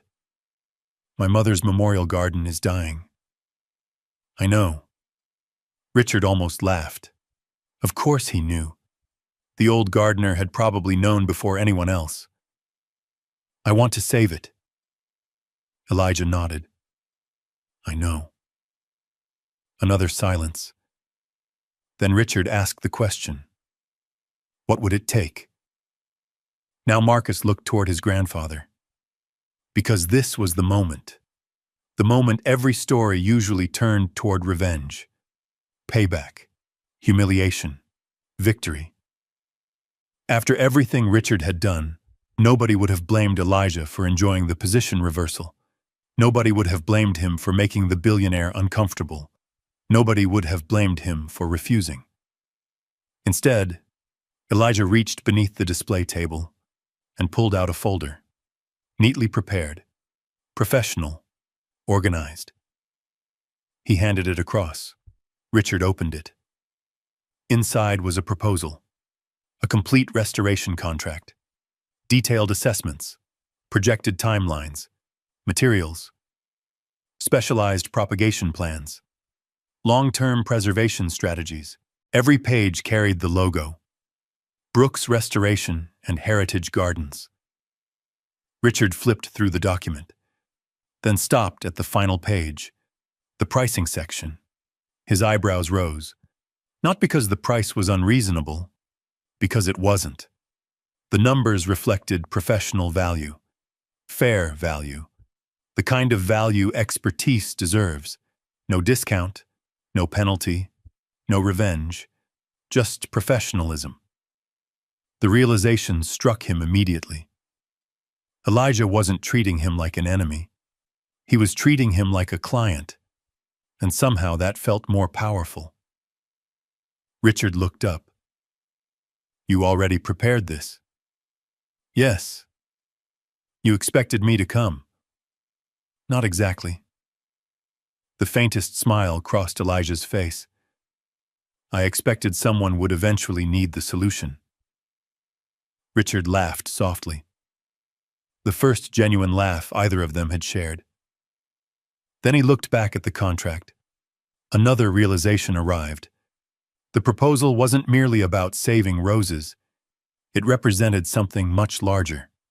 An entire business, an entire future, built from knowledge nobody had bothered to value. Slowly, Richard closed the folder. Then he said something Marcus would remember for the rest of his life. Mr. Brooks. The title changed everything, not because of the words themselves, because of who spoke them. Marcus saw it immediately. So did Tyler. So did everyone listening. For the first time, Richard Whitmore wasn't speaking to a gardener. He was speaking to an equal, perhaps even an expert. The respect arrived late, but it arrived. Richard extended his hand. Elijah looked at it, then shook it. The crowd nearby quietly resumed moving. Conversations restarted. The world continued, yet something important had shifted. not just between two men, inside one of them. Richard glanced once more toward the roses, then toward the photographs of the community garden, the volunteers, the children, the transformation projects. His eyes lingered there longer than expected, because one question had begun forming, a question unrelated to flowers. What happens after the restoration? Elijah looked puzzled. What do you mean?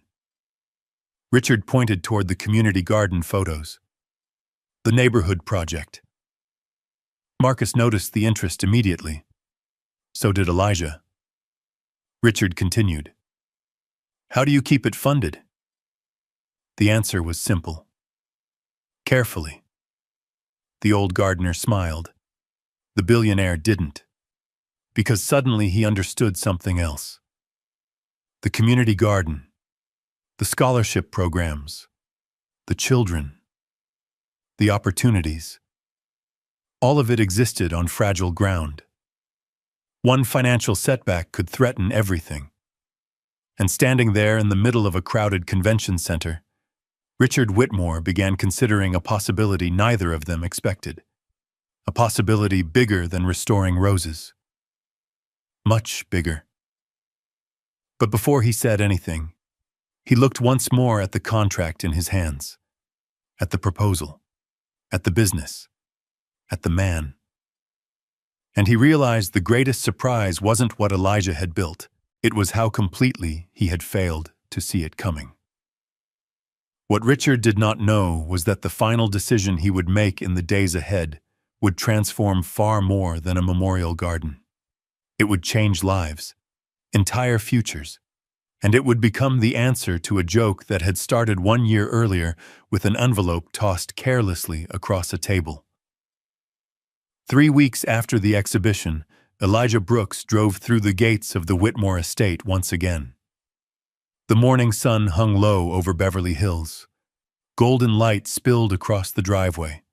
Palm trees swayed gently in the breeze. Almost everything looked exactly as it had a year earlier. The fountains, the stone walkways, the carefully manicured lawns, the massive white mansion. Yet for Elijah, everything felt different. The last time he had left this property, he had walked through those gates carrying disappointment. Today, he returned carrying a signed contract. Not as an employee, as the owner of Brooks Restoration and Heritage Gardens. As a professional hired for his expertise. As a man whose value no longer depended on whether others recognized it. Marcus sat beside him in the truck. Neither spoke much during the drive. There wasn't a need. Some moments become larger than words. At the entrance, the security guard immediately recognized Elijah. A brief look of surprise crossed his face. Then respect. The guard opened the gate and smiled. Good to see you again, Mr. Brooks. Marcus noticed it. So did Elijah. A year ago, he had been simply Elijah. Now he was Mr. Brooks. Not because he had changed, because perception had. The distinction mattered. Inside the estate, Richard Whitmore waited near the memorial garden. No assistants, no consultants, no audience, just Richard. The billionaire stepped forward as Elijah approached. Then he extended his hand. Good morning, Mr. Brooks. The title came naturally this time. No hesitation, no discomfort. Elijah shook his hand. Good morning. For several seconds, they stood beside the struggling roses. The garden looked tired. A few surviving blooms remained. Most of the plants carried signs of stress. Leaves yellowed, branches weakened, growth slowed. Yet Elijah saw something others missed. Potential. Life. Possibility. The same things he had seen in the abandoned community garden. The same things he had seen in the dusty acre outside Los Angeles. The same things he had seen in himself when nobody else bothered looking. He knelt beside one of the roses, carefully examining the soil. then another, then another. Richard watched quietly. Finally, Elijah stood. They can be saved. The billionaire released a breath he hadn't realized he was holding. You're sure? Elijah nodded. Yes. No dramatic speech, no sales pitch, just confidence earned through decades of work. Over the next several months, restoration began. The process was meticulous, patient, precise. Elijah replaced damaged soil, corrected nutrient imbalances, improved drainage, introduced propagated Whitmore white specimens from the nursery. Marcus helped oversee documentation. The estate staff gradually learned to trust the process. Even Cynthia Walker found herself smiling more often. And something unexpected happened. Richard started visiting the garden regularly. At first, he came to monitor progress. Then he came to ask questions. Eventually, he came simply to listen. For years, he had viewed gardens as decoration. Now he began understanding them as stories. Every plant carried history. Every bloom carried memory. Every season carried lessons. One afternoon, while standing beside a row of recovering roses, Richard asked a question. What made you keep going? Elijah looked up. What do you mean? After everything. The billionaire glanced toward the garden, then toward the mansion, then back at him. The envelope, the accusation, the firing. Most people would have walked away. The old gardener considered the question. A light breeze moved through the roses. For a moment he thought of Grace, the notebook, the greenhouse, the community garden, Marcus, Tyler, everyone who had helped along the way. Then he smiled. I wasn't building my future around what you thought of me. The answer hit Richard harder than expected, because it contained no bitterness, only truth. And truth often carries more power than anger. The restoration continued. Weeks became months. Then one morning in early spring, the first major bloom appeared. A perfect white rose, brilliant against the green leaves. Richard stood beside it in complete silence. The flower looked exactly like the roses his mother once loved.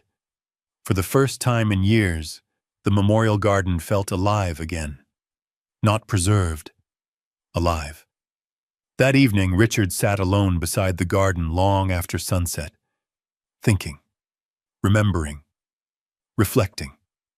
By the time he left, a decision had formed, one larger than the restoration contract, far larger. The following week, he requested a meeting with Elijah. Not at the mansion, at the community garden, South Los Angeles. On a bright Saturday morning, Richard Whitmore stepped through the gate behind Helen Carter's shelter. Children laughed among raised beds. Volunteers harvested vegetables. Families carried baskets home. Life filled every corner. Richard stood quietly, taking it all in. He had donated money before. Millions of dollars. Hospitals, museums, foundations, corporate charity galas. Yet none of it felt like this. None of it felt personal. He watched Tyler teaching younger children how to plant seeds. Watched Marcus helping a group of students measure soil conditions.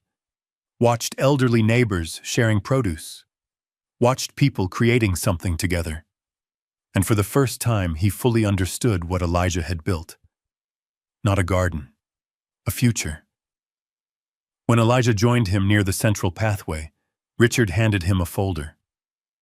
What is this? Open it. Elijah did.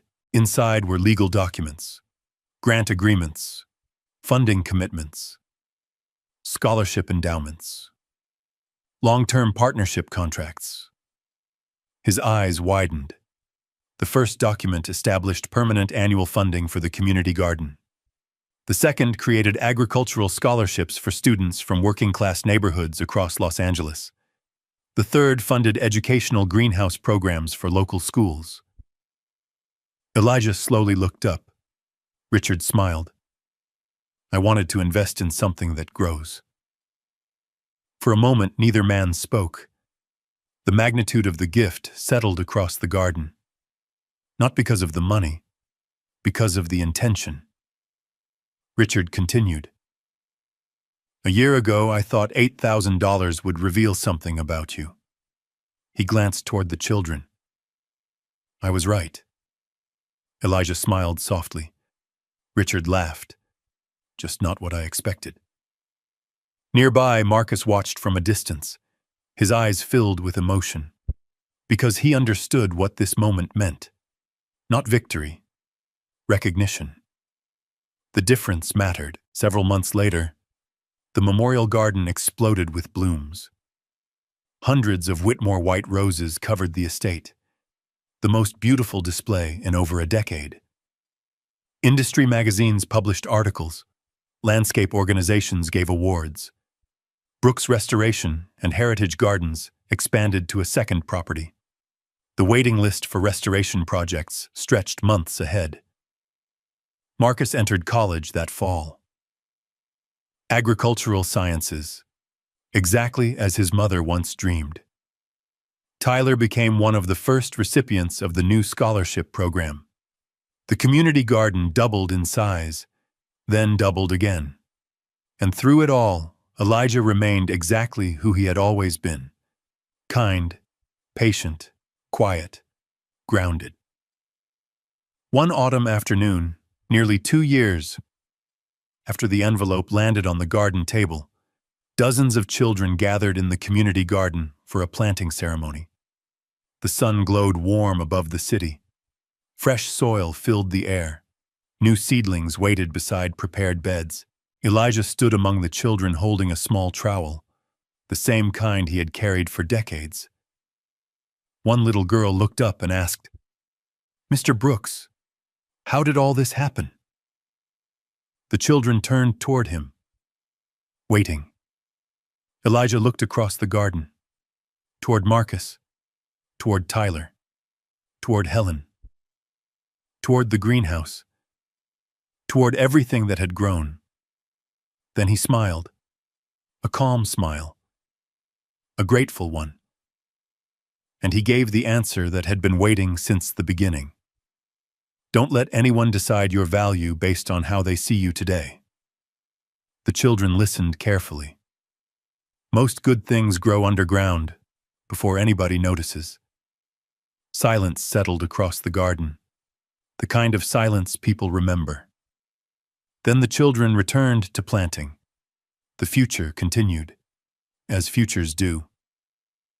Later, after everyone left, Elijah sat alone on a wooden bench beneath the evening sky. The old notebook rested beside him. Grace's notebook. He opened it slowly. For the first time in years, every page no longer felt unfinished. The dream had grown beyond them, beyond the greenhouse, beyond the nursery, beyond the roses. He picked up a pen, then wrote one final sentence beneath Grace's original plans. The seed was never the money. The seed was always the knowledge. Elijah smiled, closed the notebook, and watched the garden bloom. The envelope had been a joke. The garden became the answer. And the answer changed far more than one life. It changed an entire generation. If this story touched your heart, leave a comment below. I'd love to hear what you would build from the knowledge you already carry inside you. And before you go, I have a simple question for you. Do you believe Elijah deserved what happened to him in the beginning? If your answer is yes, type 1 in the comments. If your answer is no, type 0. That's it. Just a single number. I'm curious to see what everyone thinks. And if you enjoyed this story about quiet strength, second chances, and proving your worth without ever losing your kindness, make sure to subscribe and turn on notifications. Because the next story might be even more powerful. There are still so many incredible stories waiting to be told. Stories about overlooked people, unexpected kindness, life-changing twists, and ordinary people who end up changing everything. Thank you for spending this time with me. Take care of yourself, keep believing in your own value, and I'll see you in the next story.